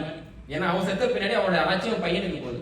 அப்ப ராமனை பார்த்து இப்படி நாக்கு பிடிக்கிற மாதிரி என்ன கேட்டான்றப்போ வாலி திட்டலாம் இல்லை, 2 தான் கேட்கிறாரு. தூயவன் மைந்தனே நீ பரதன் முன் தோன்றினாயே அப்படின்னு கேட்கிறான். அப்படின்னா உங்க அப்பா யாரு, எவ்வளவு நல்லவரு, அப்படியாப்பட்ட தசரதனுக்கு பையனா பிறந்துட்டு பரதன் எவ்வளவு நல்லவன், அவனுக்கு அண்ணனா பிறந்துட்டு நீ போய் இப்படி பண்ணலாமான்றப்போ ராமர் வருத்தப்படுறாரு. இப்போ என்னெல்லாம் ஊர்ல எப்படி திட்டுவாங்கன்னா, நீ வந்து இன்னார் பையனா, இப்பெல்லாம் நீ வேலை பார்க்கலாமா? என் ஓவிய ஆசிரியர் வந்துட்டு எல்லாரும் தப்பு பண்றப்போ அவங்கள திட்டுவாரு, நான் தப்பு பண்றப்ப அவங்கள தான் திட்டுவாரு, கூட இருக்கவங்க தான் திட்டுவாரு. இந்த கண்ணு குட்டி எல்லாம் பன்னி குட்டி கூட சேர்ந்து என்னமோ தின்னுமா, அந்த மாதிரி தான் நீ பண்றேன்னா என்ன அடிப்பாரே தவிர நீ தப்பு பண்ணிட்டேன்னு சொல்லி அடிக்க மாட்டாரு. அப்போ எனக்கு தோணும், ஓ உண்மையிலேயே நம்ம ஏதோ பெரிய ஆள் போல இருக்கு, நம்மகிட்ட ரொம்ப இதை எதிர்பார்க்குறாங்க போல இருக்கு, நம்ம அதை ஒழுங்கா பண்ணணும் போல இருக்கு அப்படின்னு நமக்கு தோண ஆரம்பிக்கும் இல்லைங்களா? அப்ப அந்த பெருமித உணர்ச்சியை நீங்க மக்கள் கிட்ட இருந்து எடுத்துட்டீங்கன்னா அவங்கள நீங்க கட்டுப்படுத்தவோ நெறிப்படுத்தவோ முடியாது. நீங்க கம்பராமாயணத்திலேயே பாத்தீங்கன்னா இன்னொரு இடத்துல சீதையை தூக்கிட்டு போயிடுறாங்க. அப்போ ராமர் என்ன சொல்றாருன்னா, ஒரே ஒரு அம்பு போட்டு 3 உலகத்தையும் அழிச்சிருவேன் அப்படின்னு சொல்றாரு. அப்போ வந்து ஒரு கதாபாத்திரம் கேக்குது, குல பழி கூட்டி கொண்டீர் அப்படின்னு கேக்குது. அப்படின்னா என்ன அர்த்தம்னா, ராமோட அப்பா தசரதன் இருக்காருல்ல, அவரு ஒரு மான் வந்து தண்ணி குடிக்குதுன்னு நினைச்சு ஒரு அம்பு போட்டு சிரவணன் ஒரு பையனை கொண்டாரு. அது ஏற்கனவே ஒரு பழி இருக்கு, அந்த பழியால தான் நீ இன்னைக்கு காட்டுக்கு வந்திருக்க. நீ என்ன பண்றனா திருப்பி அதே மாதிரி ஒரு தப்பு பண்றேன்னு சொன்ன உடனே ராமர் அந்த அம்புக்கு வில்லை கீழே வச்சிட்டாரு. அப்போ முன்னோர் ஒரு தப்பு பண்ணியிருக்கிறாங்க, நாம பண்ணக்கூடாது அப்படின்ட்டு. கம்பராமாயணத்துல ரொம்ப எதிர்மறை பாத்திரமாக எல்லோரும் கருதக்கூடிய பாத்திரம் வந்து ராவணனோட பாத்திரம் இல்லைங்களா? ராவணன் சீதையை தூக்கிட்டு போறாரு. ஜடாயு போய் நின்று ராவணனை பார்த்து கேள்வி கேட்கிறாரு. கம்பர் எழுதி இருக்கிறாரு, இனி ஏன் தொடங்கினை அப்படின்னு கேட்கிறாரு. ஏன்ப்பா இப்படி ஆரம்பிக்கிற அப்படின்றாரு. கம்பரே சொல்றாரு, ராவணன் அதுக்கு முன்பாக எந்த பெண்ணையும் தூக்கிட்டு போனதில்லை, முதல் தடவையா தவறு பண்றப்போ ஏன் தொடங்குற, ஏன் முதல் தவறு பண்றேன்னு ஜடாயு கேட்டதா அவர் குறிப்பிடுறாரு. அப்போ நம்முடைய வரலாறு, நம்முடைய முன்னோர்களுடைய வரலாறு தான் நம்மளை நெறிப்படுத்தக்கூடிய ஒரு பாதையாக இருக்கின்றது. இதுல இருந்து தூக்கிட்டு நீங்க ஒவ்வொருத்தரும் தனி மனிதர்கள், உங்க வரலாற்றுக்கும் உங்களுக்கு தொடர்பு இல்லைன்னு சொன்னா இவர்களை கட்டுப்படுத்த முடியாத ஒரு சமூகமாக நாம் மாற்றி விடுவோம். அதுதான் இன்னைக்கு வெளிநாட்டில் நம்ம சந்திக்கக்கூடிய பிரச்சனையா இருக்கு. இதே இந்தியாவில இருந்தோம் அப்படின்னா, தமிழ்நாட்டில் இருந்தோம்னா நம்ம வரலாறை பத்தி யாராவது கவலைப்படுவோமா?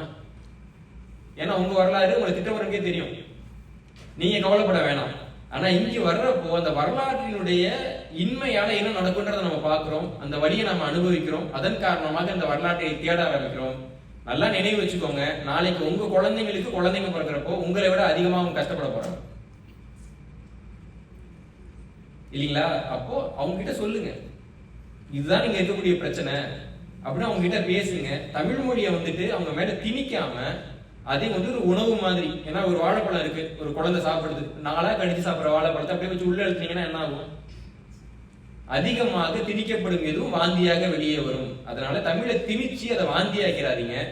தமிழை அவர்கள் சுவைக்கும் வகையில் கொடுத்தால் மட்டும்தான் தமிழும் வளரும், தமிழ் தேசியம் வளரும் என்ற என்னுடைய கருத்தை கூறி ஒரே நன்றி செய்கிறேன். நன்றி, வணக்கம்.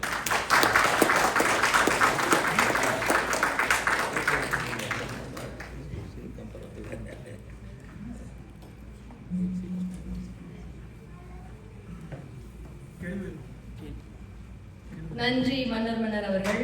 கேள்வி இருந்தா கேட்கலாம், ஆனால் நேரம் காரணமாக கொஞ்சம் சுருக்கமா வச்சுக்கலாம். ஏதாவது 1-2 கேள்விகள் மட்டும். புதுசா கேள்வி கேட்கறவங்க கேளுங்க. ஹலோ ஐயா, உங்களுக்கு தான் மானம்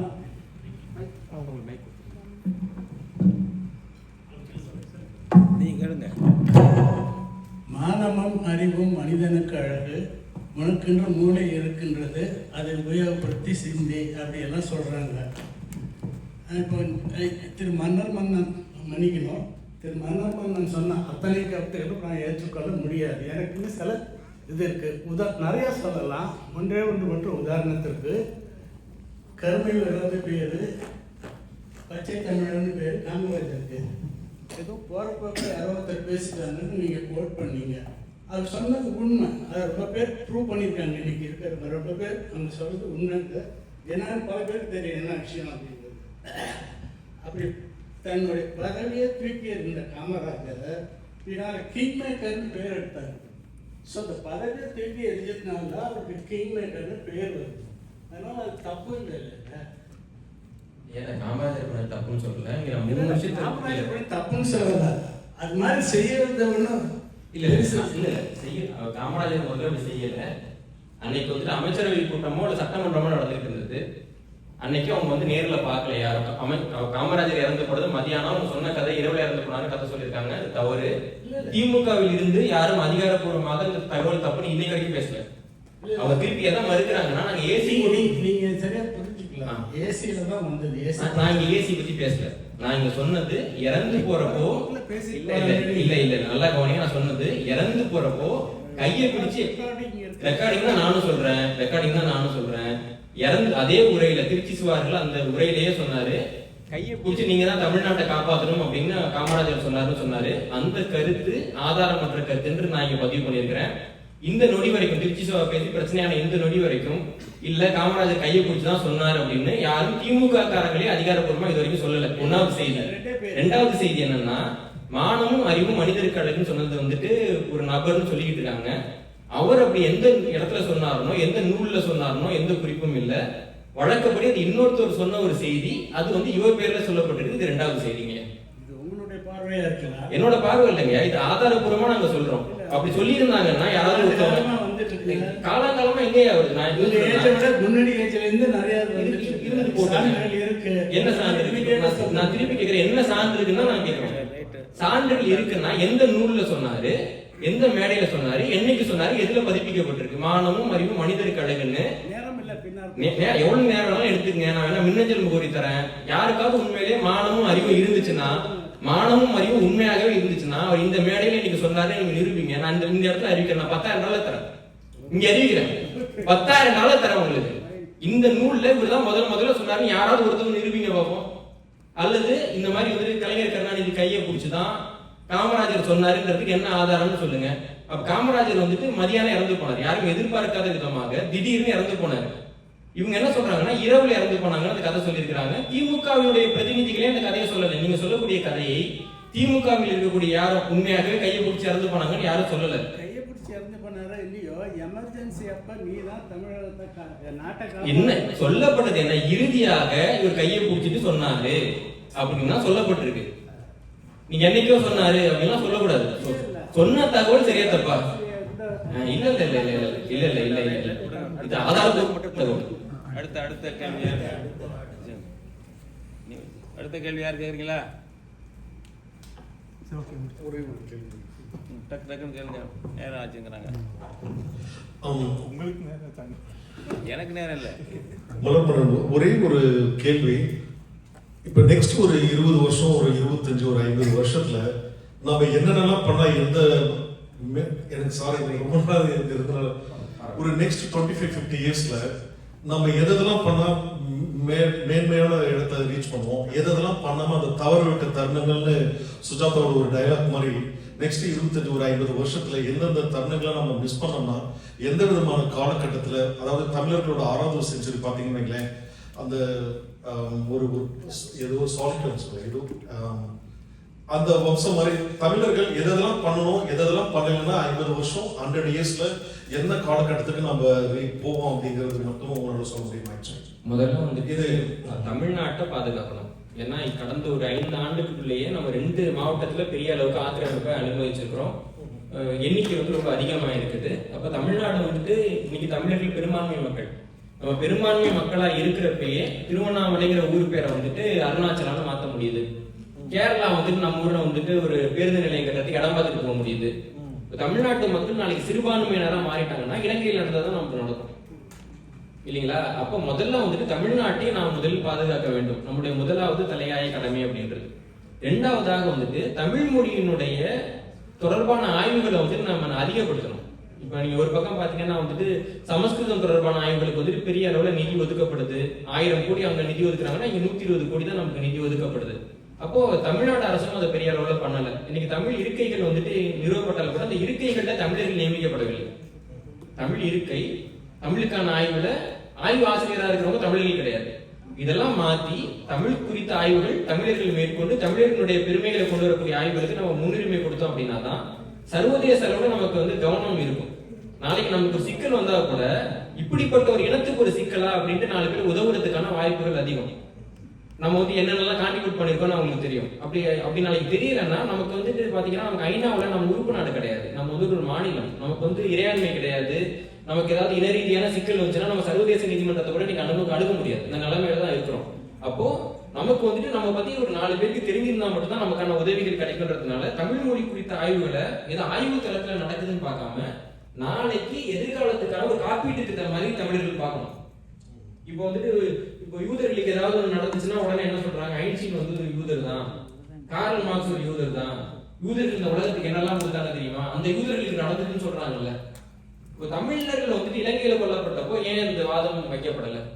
ஒருவேளை அப்பவே வந்துட்டு நம்ம இரும்பு காலத்தை கண்டுபிடிச்சிருக்கோன்றதெல்லாம் நம்ம சொல்லியிருந்தோம்னா, இரும்பை வந்து முதலாக பயன்படுத்தி இனத்தை சேர்ந்தவர்கள் வந்துட்டு இறந்து போயிட்டு இருக்காங்க, அவங்க தான் நமக்கு எல்லாம் இரும்பு கொடுத்தாங்கன்னு செய்தி வந்திருக்கும். மக்களுக்கு ஏதாவது ஒரு விதத்துல வந்துட்டு அது தொடர்பான ஒரு கவலையோ ஒரு இணக்கமோ உங்களுக்கு வந்திருக்கும். அது வராம போறதுக்கு நம்ம தான் காரணம். இன்னைக்கு யூத குழந்தைங்களை பார்த்து நம்ம இறக்கப்படுறோம்னா அந்த இறக்கம் வந்து நமக்கு தானா தோன்றது இல்லை. பிரபலமான குழந்தை பொருட்கள் எல்லாத்துக்கும் வந்து அந்த யூத குழந்தைகள் தான் மாடலா வைக்கப்படுறாங்க. அவங்க முகத்தை பார்த்துட்டே இருக்கிறப்போ அந்த குழந்தைகளுக்கு ஒரு துயர்னா நமக்கு வந்துட்டு அந்த துயர் வந்து ஒட்டிக்குது. பார்பி டால்ங்கிற அந்த பொம்மை இருக்கு இல்லைங்களா, அந்த பொம்மைக்கான மாடல் வந்து ஹேடி லாம்பர்ங்கிற ஹாலிவுட் நடிக்க அவங்க வந்து யூதர். அந்த பொம்மையை வச்சு வளர எல்லா பெண் குழந்தைக்கும் அந்த யூதர்களுடைய உடலமைப்புன்றது பிடிக்கிற மாதிரி பண்றாங்க. இப்படி நேரடியாக இல்லாம மறைமுகமாகவும் நிறைய செயல் திட்டங்கள் நடந்துகிட்டு இருக்கு. ஆனா தமிழர்களை வந்துட்டு ஒரு சர்வதேச அளவில் அடுத்தவங்க கவனிக்கிறதுக்கான அல்லது தமிழர்களுக்கு ஏதாவது ஒண்ணு அவங்க கவலைப்படுறதுக்கான ஒரு மனநிலையை உருவாக்குறதுக்கு நம்ம எந்த விதத்திலையும் பாடுபடலை. மலையாளத்துல பாத்தீங்கன்னா தமிழர்களுக்கு எதிரான படங்கள் 50 படத்துக்கு மேல வந்துட்டு, போன வாரம் வந்து ஒரு படத்துல கூட கடைசியில தமிழன் தான் வில்லன் அப்படின்னு காமிக்கிறாங்க. இயக்குனர் சேரன் வந்து கதாபாத்திரம் நடிச்சிருக்காரு. தமிழருக்கு எதிராக 50 படம் இருக்குன்னா ஆதரவாகவும் 50 படம் வரணும்ல, வர்றதில்லை. அப்போ நமக்கு எதிரான ஒரு பெரிய கருத்து திணிப்பு நடக்கிறப்போ நமக்கு ஆதரவான கருத்துருவாக்கத்தை நம்ம பண்ணவே இல்லை. அந்த கருத்துருவாக்கத்தை செஞ்சோம்னா தான் நமக்கு எதிர்காலம் இருக்கும். மூணாவது பாத்தீங்கன்னா, இப்போ தமிழ்நாட்டுல வந்துட்டு இருக்கக்கூடிய ஒரு பெரிய பிரச்சனை, நாம வந்துட்டு பொதுவாக எந்த விஷயத்தையும் நம்ம தொடங்குறது இல்லை. இந்திய திரும்ப போராட்டம்னா அவங்க திணிச்சதுனாலதான் நம்ம போராடணும். மாநில பிரிப்புனா தமிழ்நாடு ஒரு மாநிலம் ஆகணும்னு நம்ம கேட்கவே இல்லை. அது ஆந்திராக்காரங்க கேட்டு மாநிலத்தை பிரிக்கிறப்ப நமக்கு ஒரு மாநிலம் கிடைச்சிச்சு. இப்போ எதுலையுமே நம்ம ப்ரோஆக்டிவ்னு சொல்லக்கூடிய நிலவே இல்லவே இல்லை, நம்ம ரியாக்டிவா தான் இருக்கும். அது மாதிரி நமக்கு வந்துட்டு ஒரு திட்டம் இருக்கு, நம்ம இதெல்லாம் பண்ணணும், முதல்ல இது 2வதா பண்ணணும், இது 3வதா பண்ணணும்னு நாம திட்டம் தீட்டி நமது திட்டத்தின் அடிப்படையில் நம்ம முதல்ல இயங்கணும். நம்ம இயங்காம இருக்கிறோம். அதாவது என்ன செய்யலாம்னு கேக்குறீங்கல்ல, நான் அப்படிலாம் சொல்ல, ஏதாவது செய்யணும், ஏதாவது ஒன்னையாவது செய்யணும். அப்படி செஞ்சா மட்டும்தான் ஒரு இன எழுச்சின்றது நமக்கு ஏற்படும். ஒண்ணுமே தெரியாம அல்லது ஒண்ணுமே செய்யாம உட்காந்துட்டு இது பண்ணா நல்லா இருக்குமா, அது பண்ணா நல்லா இருக்குமான்றதுனால எந்த ஒரு பெரிய பயனும் இல்லை. இன்னொன்னு, நம்ம அறிவுசார் சமூகம், நம்ம இல்ல பெரும்பாலானவங்க இங்க வந்து பாத்தீங்கன்னா மற்ற மக்கள் வர்றப்போ ரொம்ப சின்ன வேலைக்கு வர்றாங்க. அவங்க வந்து B1 விசால வர்றது. நம்ம பெரும்பாலும் B1 விசால வர்றோம், படிச்சிருக்கோம், பெரிய வேலைகள் இருக்கிறோம். நம்முடைய அறிவு நமது மண்ணுக்கு பயன்படக்கூடிய வகையில் நம்ம யோசிக்கிறதே கிடையாது. நம்ம வேலைக்கு போனோமா, வந்தோமா, நல்லா இருந்தோமா, இல்லைங்களா, வெந்ததை திம்மோ விதி வந்தா சாவுன்னு சொல்லுவாங்க தமிழ்ல. அந்த மாதிரி ஒரு வாழ்க்கை தான் நமக்கு இருக்கு. அது மாதிரி நாம நம்முடைய அறிவை எப்படி நம்ம மக்களுக்கு பயன்படுத்துறது? இப்ப தமிழ்நாட்டுல பாத்தீங்கன்னா பிராமணர்கள் வந்துட்டு ஒரு வேலைக்கு ரிட்டையர் ஆன உடனே சோசியல் இன்ஜினியரிங்ன்ற பேர்ல வருவாங்க. புத்தகங்காட்சி ஜோர்னா போய் மாட்டிட்டு வருவாங்க, நாடகத்தை வந்து பார்ப்பாங்க, பாட்டை வந்து பார்ப்பாங்க. அவங்க சமூகத்தை சேர்ந்த யாருக்காவது ஒரு திறமை இருக்குன்னா அந்த பையனை வந்துட்டு நான் ஒரு லெட்டர் கொடுக்குறப்ப எனக்கு போய் கொடு, நீ போய் பாடு, நீ இங்க போ அங்க போ அப்படின்னா அவங்க உந்தி தள்ளுவாங்க இளம் இளைஞர்களை. நமக்கு வந்து ஊர்ல ரிட்டையர் ஆயிட்டுனா வீட்டிலேயே உட்காந்துடும், வாக்கிங் கூட போறது இல்லை. அப்படியே உட்காந்துட்டு கொண்டாடிட்டு வந்து நீ அதை சமைச்சியா, இது பண்ணியா, என் ஆபீஸ்ல என்ன பண்ணாங்க தெரியுமான்னு சொல்லி உயிரை வாங்கிட்டு இருக்கோம் இல்லையா? நம்ம வெளில வரணும். எனக்கு நிறைய பேர் என்ன சொல்றாங்கன்னா, நான் வந்து ரிட்டையர் ஆகிட்டு இதெல்லாம் பண்ண போறேங்க, காலைல 6 மணிக்கு எழுந்திரிக்க போறேன், போய் சங்கீதம் கேட்க போறேன், அப்புறம் ஓட போறேன்றாங்க. நீங்க இன்னைக்கு வேலை பார்த்துட்டு இருக்கப்போ செய்யாத எந்த வேலையும் நீங்க ரிட்டையர் ஆன முன்னாடி செய்ய முடியாது. நம்ம ஆஃப்டர் ரிட்டையர்மெண்ட்ல இருந்து தயாரே ஆகுறது கிடையாது. நம்ம 95 வயசு வரைக்கும் வேலை பார்க்கலாம்னு யோசிக்கிறோம். அப்போ நமக்குன்னு ஒரு காலம் எடுத்துக்கணும். இப்ப நான் ஒரு வேலை பார்க்கறப்போ 10 ஆண்டுகள் நான் வந்துட்டு ஒரு வேலையில இருந்து என்னுடைய வேலை பார்த்து நான் சம்பாதிச்சு ஒரு அடிப்படை கட்டுமானத்தை உருவாக்கிட்டு தான் நல்ல வேலையை விட்டுட்டு வர முடியும். நம்ம எல்லாருக்கும் அந்த பிரச்சனை இருக்கு. ஆனா எப்ப நம்ம வெளில வரணும்ன்றத நம்ம தீர்மானிக்கிறதே இல்லை இல்லைங்களா? அப்ப இதுதான் சாஸ்வதம், இதுதான் நிலையானதுன்னு நினைக்கிறப்போ நம்ம கடைசி வரைக்கும் நம்ம சமூகத்துக்கு வந்துட்டு எதையுமே கொடுக்காத ஒரு நபர்களாக மாறி போறோம். அப்ப அது காமராஜர் கேவ் பிளான் மாதிரி நாமும் அறிவிக்கணும், இந்த குறிப்பிட்ட வயசுல நான் வந்து வரப்போறேன், ஏன் சமூகத்துக்கு நான் அதெல்லாம் செய்ய தயாரா இருக்கிறேன், அந்த மனநிலைக்கு நம்ம வரணும். இன்னொன்று, வெளிநாடுகள்ல நம்ம தொழில் தொடங்குறதுக்கு தயாரா இருக்கணும். ஒரு 10 பேர் ஒன்னா வேலை பாக்குறீங்கன்னா 10 பேரும் சேர்ந்து ஏதாவது ஒரு தமிழரை முன்னிறுத்தி ஒரு தொழில் தொடங்குறதுக்கு, இல்லைன்னா இப்ப நம்ம இருக்கிறது எல்லாமே நம்ம வந்து பணியாளர்களா இருக்கோம். நாளைக்கு வந்து நமக்கு ஒரு பிரச்சனைனா உனக்கு நான் வேலை கொடுக்குறேன்னு சொல்றதுக்கு நமக்கு ஒரு தமிழா வேணும் இல்லைங்களா? அப்ப அதெல்லாம் நம்ம சிந்திக்கிறதே இல்லை. அப்போ இதெல்லாம் நம்ம சிந்திக்கணும். நாம் ரொம்ப எளிமையா சொல்லணும்னா தமிழர்கள் தங்களுக்காகவும் தமிழுக்காகவும் சிந்திக்கணும். அதே பெரிய வேலை தான் இன்னைக்கு. நன்றி.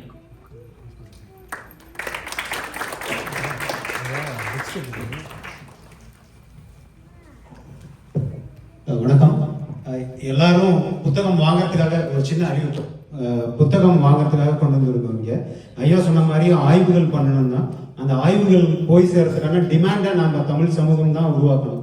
தமிழ் இனம் எங்கே இருந்தாலுமே வந்து யார் யார் நமக்காக எழுதுறாங்க அந்த புத்தகத்தை நம்ம வாங்கி கொண்டு போய் படித்தோம்னா தான் அடுத்து அங்கே வந்து ஆய்வுகள் இன்னும் கூடுதலாக வரும்.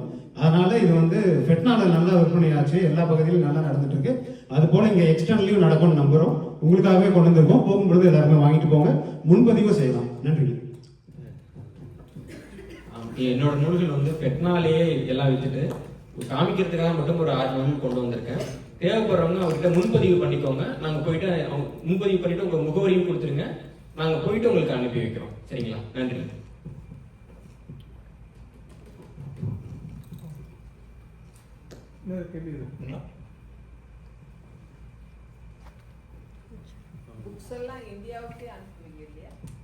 இந்தியாவிலையும் வாங்கிக்கலாம்.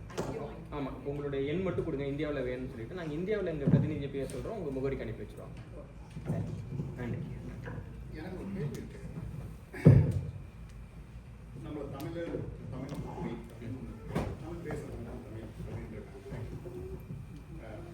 கேக்குது சொல்லுங்க. இந்த பிரச்சனை வந்து ஹிந்திக்கு இருக்கும். ஏன்னா ஹிந்தி வந்து இந்தியா முழுதும் பேசுறது ட்ரை பண்ணுவாங்க. ஸோ ஹிந்தின்னு ஒரிஜினலாக தானே கால் பண்ணிக்கிறாங்க. அவங்களால ஐடென்டிஃபை பண்ண முடியல. கேட்குது. அவங்க எப்படி ஐடென்டிஃபை பண்ணிக்கிறாங்க, நம்ம மட்டும் எப்படி மெர்ஜ் ஆகும்? நீங்க நல்லா புரிஞ்சுக்கோங்க, ஹிந்தி மக்கள்னு யாரும் கிடையாது. ஒரு உதாரணத்துக்கு சொல்றேன், நானும் உதாரணத்துக்கு உங்களுக்கு விளக்குறேன். ஒரு 200 வருஷம் முன்னாடி ஹிந்தி மக்கள் யாராவது இருந்தாங்களா இந்தியாவில்? 1917 வருஷத்துல இந்தியாவுடைய முதல் ₹1 பணத்தால் அடிக்கப்பட்டப்போ அதுல வந்துட்டு பல்வேறு மொழிகள் அது கொடுப்பாங்க. 1 ரூபியான்னு கொடுப்பாங்க. அதுல ஹிந்தின்ற ஒரு மொழி இல்லை, ஆனா தேவநாகரின்ற எழுத்து இருந்துச்சு. எந்த லிஸ்ட்ல கொடுப்பாங்க. ஏன்னா தேவநாகரிங்கிறது வந்துட்டு பல்வேறு மொழிகளுக்கான பொது எழுத்து. ஹிந்தின்ற ஒரு மொழி 1917 ஆண்டுல அதிகாரப்பூர்வ மொழியாக கிடையாது. அதுக்கு பின்னாடி என்ன ஆகுதுன்னா, ஹிந்தியை வந்துட்டு ஒரு மொழின்னு சொல்லிட்டு அந்த திணிக்கிறப்போ சின்ன சின்ன தாய்மொழி பேசுவாங்கல்ல. உத்தரப்பிரதேசம்னு ஒரு மாநிலம் இருக்கு. அந்த மாநிலத்துல மட்டும் 5 வெவ்வேறு தாய்மொழியை பேசக்கூடிய மக்கள் இருந்தாங்க. அது ஒரு மாநிலம் கிடையாது, 5 மாநிலம் உத்தரப்பிரதேசன்றது. இப்ப என்னன்னா, ஹிந்தி உள்ள வர்றப்போ ஹிந்தி படிச்சாதான் மத்திய அரசுல வேலை கிடைக்கும், ஹிந்தி படிச்சா மேல வந்துடலாம், ஹிந்தி படிச்சா முடிமுளைக்குன்னு சொல்லலாம் நம்பி இவங்க படிச்சு இந்த பல்வேறு மொழிகள் பேசக்கூடிய மக்கள் அவங்களோட தாய்மொழியை இழந்து அதன் காரணமாக ஹிந்தி பேசக்கூடிய மக்களாக மாறினாங்க. ஹிந்தி பேசுற மக்கள் நம்ம திட்டுறோம்ல, இவங்க வந்து வேலை வாங்க முடியல, இப்படி இருக்காங்க, படிப்பறிவு இல்லை எல்லாம் திட்டுறோம்ல. அது காரணம் அவர்களுக்கு அவர்கள் தாய்மொழி இல்லை. உத்தரப்பிரதேசம் இந்த மைதிலி மொழின்றது ஓரளவுக்கு ஹிந்தியை விட நல்ல மொழி தான். அந்த மொழி அழிவதை பத்தி நிறைய அறிஞர்கள் அப்பயே எழுதிருக்காங்க. மைதிலி மொழி அழிஞ்சிக்கிட்டு இருக்கு, யாரும் பேச மாட்டேன்றாங்கன்னா எழுதுறாங்க. பொதுமக்கள் நினைக்கிறத கண்டுக்கல. அந்த மொழி அழித்து உருவானவர்கள் தான் ஹிந்தி பேசக்கூடிய மக்கள். அப்போ ஹிந்தியை வந்து இப்ப நான் பேசிட்டு போறேன்னா கூட ஒத்துப்பாங்க. ஏன்னா ஹிந்தின்றது தாய்மொழி அழிந்தவர்கள் பேசக்கூடிய மொழி. ஹிந்தி யாருக்கும் தாய்மொழி கிடையாது. உங்களுக்கு வேறுபாடு புரியுதா? அப்ப யார் வேணாலும் அதுக்குள்ள வந்துடலாம். மற்ற மொழிகள் எல்லாம் ஏற்கனவே அந்த மொழி பேசக்கூடிய மக்கள் இருப்பாங்க. மொழியும் நிலமும் சொல்லுவாங்க. இன்னைக்கு வந்துட்டு ஐரோப்பிய நாடுகள் எப்படி பிரிக்கிறாங்க? மொழி வாரியா பிரிக்கிறாங்களா? அப்ப நிலத்தை எப்படி பிரிக்கிறாங்க? இந்த மொழி பேசக்கூடிய மக்கள் இந்த நிலத்துல இருக்கிறாங்கன்னு பிரிக்கிறாங்க இல்லைங்களா? அப்போ மற்ற எல்லா மொழிக்கும் நிலம் இருக்கும். அப்ப இன்னொருத்தவங்க வந்து நிலத்தை எடுத்துக்கிறப்போ நீ என்ன மொழின்னு கேட்பாங்க. ஹிந்திக்கு நிலம் கிடையாது. மக்களும் அபகரிக்கப்பட்டவர்கள் தான், ஹிந்தியும் அபகரிக்கப்பட்டதான்றதுனால அந்த சிக்கல் அவங்களுக்கு இல்லை. இன்னும் பாத்தீங்கன்னா, நமக்கு வந்து பக்கத்துல கர்நாடகான்னு ஒரு மாநிலம் இருக்கு. அங்க வந்துட்டு கன்னடத்தை தாய்மொழியாக கொள்ளாத நிறைய பேரும் கன்னடத்தை தாய்மொழின்னு சொல்லிட்டு இருக்காங்க. ஆனா அவங்க அதை ஏத்துப்பாங்க. என்ன காரணம்னா, தமிழ்நாட்டுல தமிழை தாய்மொழியாக கொண்டவருடைய எண்ணிக்கைன்றது 85% மேல இருக்கு. நம்ம இன்னைக்கு வந்து மொழி பெரும்பான்மை.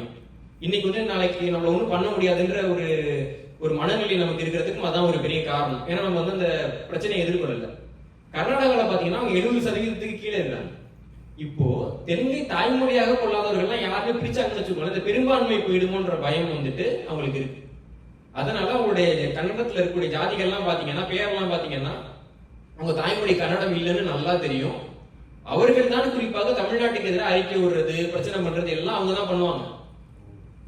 நல்லா கவனிச்சு பாருங்க, அவங்க பேர்லாம் நீங்க கவனிச்சீங்கனாலே தெரியும். கர்நாடகாவில இருந்து அந்த கல்வெட்டு படிகள்லாம் வந்தோடனே வந்து ஒரு தொல்லியல் இயக்குனர் வந்துட்டு, மைசூர் தொல்லியல் இயக்குனர் திருப்பி அந்த கல்வெட்டு படிகள்லாம் கொடுங்கன்னு கேட்கிறாரு.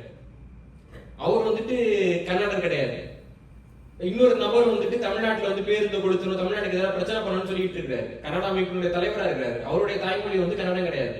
திரைப்பட சங்கம் வந்துட்டு தக்லைஃப் பண்ற தடை விதிக்கணும்னு பேசினாங்க, அவருடைய தாய்மொழியும் தெலுங்கு கிடையாது, இது கன்னடம் கிடையாது இல்லைங்களா? அப்ப இவங்க எல்லாம் ஒன்னா சேர்ந்துதான் கன்னட மக்களுக்கு நடுவில் ஒரு உளவியலை ஏற்படுத்துறாங்க.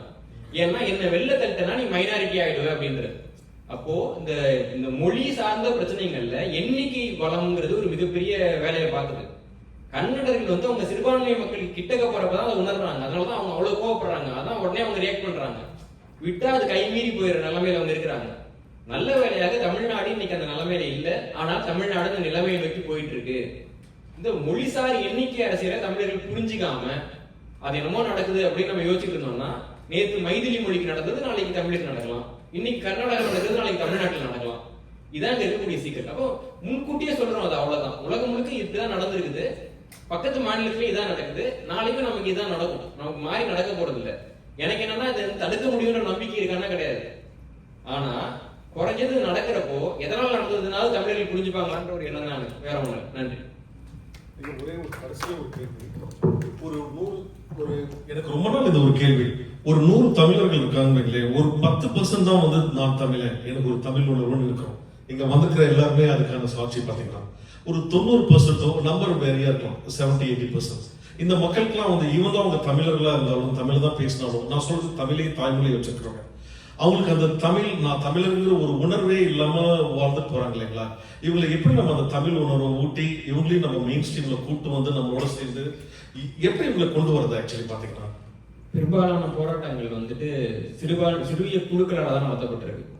இந்தியாவுக்கு சுதந்திரம் வேணும்னு சொல்லிட்டு ஏந்திரிச்சு போனவங்க வந்து 10% கூட கிடையாது. 6% வரலாற்று ஆய்வாளர்கள் சொல்றாங்க. 6% பேர் போராடிட்டு இருந்தாங்க. 94% பேர் சும்மா உட்காந்துருந்தாங்க. இந்தியாவில் போராட்டம் உச்சத்துக்கு போறப்பதான் எல்லாரும் அதில் கலந்துக்க ஆரம்பிப்பாங்களே தவிர போராட்டத்தை அவங்க முன்னெடுத்துட்டு போக மாட்டாங்க இல்லைங்களா? எல்லா இடத்துலையும் போராட்டம்ங்கிறது குறுகிய எண்ணிக்கையிலான மக்களால் தான் மேற்கொள்ளப்படும். ஏன்னா குறுகிய எண்ணிக்கையிலான மக்கள் தான் வந்து மூளையை பயன்படுத்துறாங்க. இதான் இருக்கக்கூடிய சிக்கல். எல்லாரும் ஒரு நாள் போராடுவாங்கன்னு நம்ம எதிர்பார்க்க முடியாது. எல்லாரும் என்னைக்கு போராடுவாங்கன்னா நாம என்னைக்கு போராடுறோம்ன்றதுக்கான அந்த வலியை அவங்க உணர்றப்போ, அவங்களும் பட்டப்போ, அவங்க அதாவது பக்கத்து வீட்டு தீப்பற்றி எடிக்கிற வரைக்கும் நல்லா தூங்கிட்டு என் வீடு என்னைக்கு தீ பிடிக்குதோ அன்னைக்குதான் கத்துவரும் கொஞ்சம் பேர் இருப்பாங்க. ஆனா அன்னைக்கு அவங்க கத்துறப்பவும் இந்த வழிகாட்டுறதுக்கான நபர்கள் இருக்க முடியும். அப்ப நம்மளால முழுமையா மாற்ற முடியுமானா மாற்ற முடியாது. ஆனால் இந்த மாற்றத்துக்கான சிந்தனையை நம்மளால விதைக்க முடியும். இப்போ கார்ல் மார்க்ஸ் வந்துட்டு கம்யூனிஸ்ட பத்தி எழுதின காலகட்டத்தில் வந்துட்டு அவர் என்ன அந்த புரட்சி எல்லாம் பார்த்துட்டாரா என்ன? ஒண்ணும் கிடையாது. அவர் காலத்துக்கு ரொம்ப பின்னாடிதான் நடந்திருந்தது இல்லைங்களா? அப்போ பல்வேறு கருத்தியல்கள் வந்துட்டு அவங்க காலகட்டத்துல உடனடி பலனை கொடுக்கவில்லை என்றாலும் பிற்காலத்துல பலன் கொடுக்கும். இப்ப தமிழர்கள் என்ன யோசிக்கிறாங்கன்னா அந்த ஓடுற குதிரையில பந்தயம் கட்டுறதுமாங்க, அப்படிதான் யோசிக்கிறோம். அப்படி யோசிக்க கூடாது. தொலைநோக்கோட யோசிச்சா மட்டும்தான் நம்மளால வந்துட்டு வெல்ல முடியுமே தவிர இன்னைக்கு உடனே அப்படியே நடந்துடணும். நடக்கலன்னா நடக்கலப்பா வேணாப்பா நான் கை விட்டுறேங்கிறது வந்து வேலைக்கு ஆகாது. ஒரு நீண்ட தூர பயணமாக இப்ப என்னுடைய தலைமுறையில வந்துட்டு தமிழ் தேசிய அரசியல் வந்து தமிழ்நாட்டில் ஆட்சிக்கு வருமானா எனக்கு தெரியாது. ஆனா நீண்ட காலத்துக்கு தமிழ் தேசிய அரசியல் தமிழ்நாட்டில் உயிர்ப்போடு இருக்குன்ற ஒரு எண்ணம் எனக்கு இருக்கு. அவ்வளவுதான். இப்ப நான் ஜெயிக்கிறதுக்காக நான் அதை பண்ணுவேன் அப்படின்னு சொல்ல முடியாதுல்ல. இப்ப நம்மளே வந்துட்டு நம்ம பையனை வந்து ஓட்டப்பந்தயத்துக்கு அனுப்புறோம், அவன் வந்துட்டு முதல் பரிசுக்கு வரல, அதனால முதல் பரிசு வாங்கின பையனை தத்தெடுத்து போமா என்ன? சிவாஜி சொன்ன மாதிரி விதை விதைச்சது நீங்க ஆக்சுவலி. நான் என்னங்க தமிழ் தேசியம் வந்துட்டு தமிழ் தேசியம்ன்ற அந்த கருத்தியல் இருக்கு இல்லைங்களா? அது வந்து இலக்கு சிலப்பதிகாரம் எழுதின காலகட்டத்தில இருந்து இருக்கக்கூடிய கருத்து. அதுக்கு பின்னாடி நிறைய பேர் பேசியிருக்கிறாங்க. இன்னைக்கு என்னை போன்றவர்களுக்கு வந்துட்டு இந்த கருத்தியல் சேர்றதுக்கு ஐயா மாதிரியானவர்கள் தான் காரணம். ஏன்னா நீங்க பென்சில்வேனியால இருக்கிறோம், பெண் தான் அவரோட பேரு, அப்புறம் சில்வேனியான்னு ஏன் சொல்றாங்க? வியட்நாமோட தலைவர் பேர் என்ன? மலையும் அதுக்காக வந்துச்சுன்னு சொன்னாங்க. ஒரு கருத்து அதாவது வில்லியம் பென் வந்து ஒருத்தர் கொடுத்தது இந்த இடத்த. ஸோ அவர் வந்து பார்க்கும்போது என்ன ஃபுல்லா மலையா இருக்குன்னு சொல்லிட்டு அவர் பென் அண்ட் அந்த சில்வேனியாங்கிறது சம்போ அவங்களோட சம் லாங்குவேஜ்ல மலைங்கிறதுக்கு வருது சொல்றாங்க. அது ஒரு கருத்து. அவங்க வியட்நாமுடைய தலைவர் பேர் என்ன? ஹோசிமின்ங்கிற ஒரு பேரா? பெண் ஒளி, சில்வேனியானா ஒளியாக இருக்கக்கூடியதுன்னு ஒரு அர்த்தம் இருக்கு. அதனால பெண் வந்து ஒளி மாதிரி வந்தாருங்கிற காரணத்தினால இந்த பேர் வச்சுன்னு சொல்றாங்க. ஹோசிமின்னா ஒளியை கொடுத்தவர்னு அர்த்தம் இல்லைங்களா?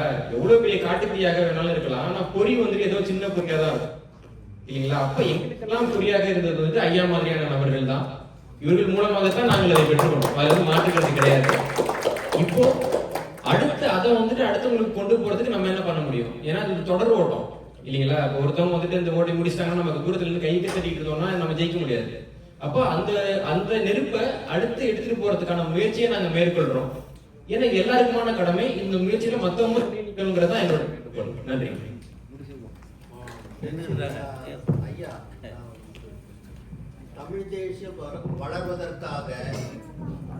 தேசியம் வளர்வதற்காக நம்முடைய மொழி வளர்வதற்காகவும் தாங்கள் சொல்ல வேண்டிய அறிவுரை என்ற எங்களுக்கு தாங்கள் சற்று தயவு கூர்ந்து தெரியப்படுத்தும் ஒரு சில வார்த்தைகள். என்ன கேட்டீங்க ஐயா? நம்ம இங்க இருக்கிறவங்க குழந்தைங்களுக்கு இப்போ பள்ளி தமிழ் பள்ளி வச்சிருக்கீங்க, தமிழ் பள்ளிகளை படிக்க வைங்க. வீட்டில் அந்த குழந்தைகள் தமிழ்ல வந்து பேசணும், நம்ம அவங்கள தமிழ்ல உரையாடணும். நம்ம தொடர்ந்து சொல்லிட்டு இருக்கேன், இணைய இதழ் ஒன்று தொடங்க. இங்கே உள்ளவங்க அமெரிக்காவில் உள்ள தமிழர்கள் இணைய இதழில் கட்டுரை எழுதுறது, கவிதை எழுதுறது, படைப்பிலக்கியம் பல வகையான இதோட வரணும். அப்படி நம்ம அந்த தமிழர்களை சந்திக்கும் போது தமிழில் தான் பேசிக்கணும். தமிழர்கள் எங்கே இருந்தாலும் இங்கே இருக்கணும் பேசி சந்திக்கும் போது. இப்போ மலையாளிகள் இப்படி தான் பண்ணுறாங்க, ஈழத்தமிழர்கள் இப்படி தான் பேசுவாங்க. அவங்க வந்து எவ்வளோ படிச்சிருந்தாலும் 2 தமிழர் ஈழத்தமிழர் இருந்தாங்க, தமிழில் பேசிக்கிற பழக்கம் வச்சுருக்காங்க. நமக்கு அந்த பழக்கம் வரணும். நமக்கு எளிதாக ஆங்கிலத்தில் பேசுறது, ஆங்கிலத்தை கலந்து பேசுறதுங்கிற ஒரு இமிட்டேஷன் தொற்றுநோய் ஒன்று நம்ம எல்லாத்துக்கும் இருக்குது. தமிழ்நாட்டு தமிழர்களுக்கு இருக்குது. அதுலேருந்து விடுபட்டு ஆங்கிலத்தை நல்லா கற்றுக்கணும், பேசணும். அது வந்து குறையே இல்லை. அது தமிழ்ங்கிறது நமக்கு தாய், அது இடம். அது இருந்துட்டு நம்ம இன்னொரு மொழி எதை வேணாலும் கற்றுக்கலாம், எதை வேணாலும் நல்லா பேசலாம். அப்படிங்கிற வரைக்கும் தமிழ்நாட்டில் நடக்கக்கூடிய தமிழ் தேசிய இயக்கங்களுக்கு நீங்கள் வந்து இங்கே ஆதரவு கொடுக்கணும். அது வந்து உங்களால் என்ன வெறும் நிதி உதவி மட்டும் இல்லை, கருத்து ஆயுதமாக சொல்லி இன்னைக்கு வந்து அந்த மாதிரி ஒரு மாற்றம் நடந்துதான் ஃபெட்னாவுக்கு எங்களையெல்லாம் கூப்பிட்டுருக்காங்க. நீங்கள் உங்கள்கிட்ட எல்லாம் வந்து ஒரு மாற்றத்தினால தான் ஃபெட்னாவில் எங்களை கூப்பிட்டாங்க. ஏன்னா நாங்கள்லாம் தமிழ் தேசியர்கள் திட்டத்தகாரர்கள் இருந்த காலம் உண்டு. இன்னைக்கு நம்ம வளர்ச்சி காலம். அந்த மாதிரி தமிழ்நாட்டின் மீது அக்கறை செலுத்தி உங்களால் என்னென்ன முறையில் ஆதரவு கொடுக்க முடியுமோ, கருத்து பிரச்சாரம் செய்ய முடியுமோ அதெல்லாம் செஞ்சு நம்ம ஒன்றா இருக்கணும். அதில் வந்து ஒரு அமெரிக்காவில் வாழ்கிற தமிழர்களுக்கு ஒரு பிரச்சனைனா நாங்கள் அந்த குரல் கொடுக்கணும், வந்து அங்கே ஒரு இதுனா நீங்கள் கொடுக்கணும். அப்படி நம்ம ஒரு சர்வதேச சமூகமாகவும் இருந்து ஒருத்தருக்கு ஒருத்தர் இன அடிப்படையில், மொழி அடிப்படையில், உறவு அடிப்படையில் ஒருத்தர் உதவிக்கணும், பண்ணிக்கணும். அதெல்லாம் செய்யுங்க. இந்த இப்படி கூட்டம் நடத்துறதுலாமே வளர்ச்சி தானே. இப்போ நீங்கள் இப்போ தம்பி சொன்ன மாதிரி தமிழர் பேரவைன்னு வச்சிருக்கீங்கல்ல, இதெல்லாம் வளர்ச்சி தான். இப்போ நம்ம நல்ல வளர்ச்சி காலத்தில் இருக்கிறோம். இந்த வளர்ச்சி மேலும் மேலும் வளரணும், நல்ல ரிசல்ட் ஒரு விளைவு கொடுக்கணும் என்ற நோக்கி நம்ம போவோம். அவ்வளோதான் பேசிக்கணும். ஏன்னா நேரம் ஆச்சுங்கிறாங்க. நன்றி. நேரம் ஆச்சு நம்ம பேர சொல்றதுனால மட்டும் இல்லை. ஏன்னா அவங்க வீட்டுக்கு போனோம், பல வெட்டிட்டு இருக்காங்க, கனடா வெளியூர் வந்திருக்காங்க. அதாவது வந்துங்க ஒரு 14 மாதங்களுக்கு முன்னால ஒரு சேஞ்ச் வந்து இன்னொரு வந்துச்சு. அதை உங்களுக்கு சொல்றோம். சரியா இருக்கிறது பெட்னால ஒரு மாற்றம் வந்ததுக்கு நம்ம ஒரு காரணம் தான். மகிழ்ச்சி மகிழ்ச்சி மகிழ்ச்சி.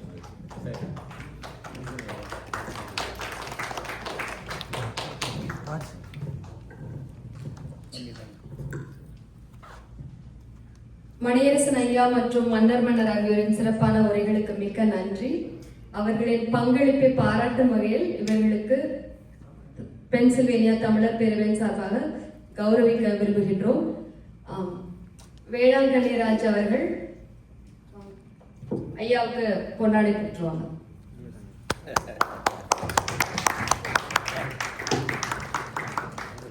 அன்பு நண்பர்களே, நான் ஃபெட்னாவுக்கு போயிருந்தேன். இருபெரும் தமிழ் வல்லுநர்கள் பேச்சு அங்கேயே கேட்டேன், ரொம்ப சிறப்பாக இருந்தது.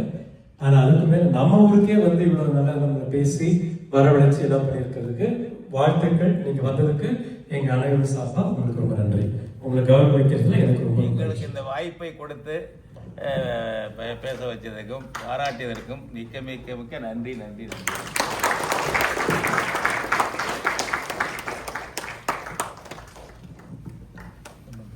வாங்க அண்ணர், உங்களுக்கு அடுத்த உங்களுக்கு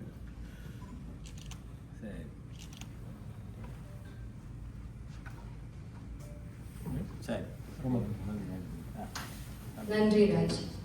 அடுத்து மன்னர் அவர்களை கௌரவிக்க சந்திரசேகர் சண்முக வடிவேல் அவர்களை அழைக்கிறேன்.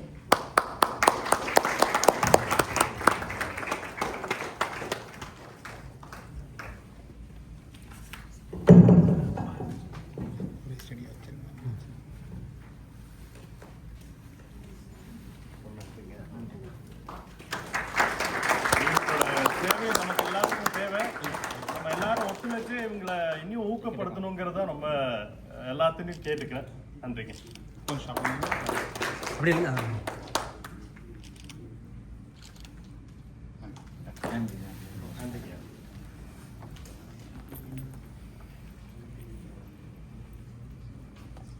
நிகழ்ச்சியோட இறுதி பகுதிக்கு வந்துட்டோம். நன்றி உரை. இன்றைய நிகழ்ச்சியை வெற்றிகரமாக நடத்திய அனைவருக்கும் நன்றி. ஆர்வத்துடன் பங்கேற்ற ஐயா மணியரசன் மற்றும் மன்னர்மன்னன் ஆகிய பெருந்தகையாளர்களுக்கு மிக்க நன்றி.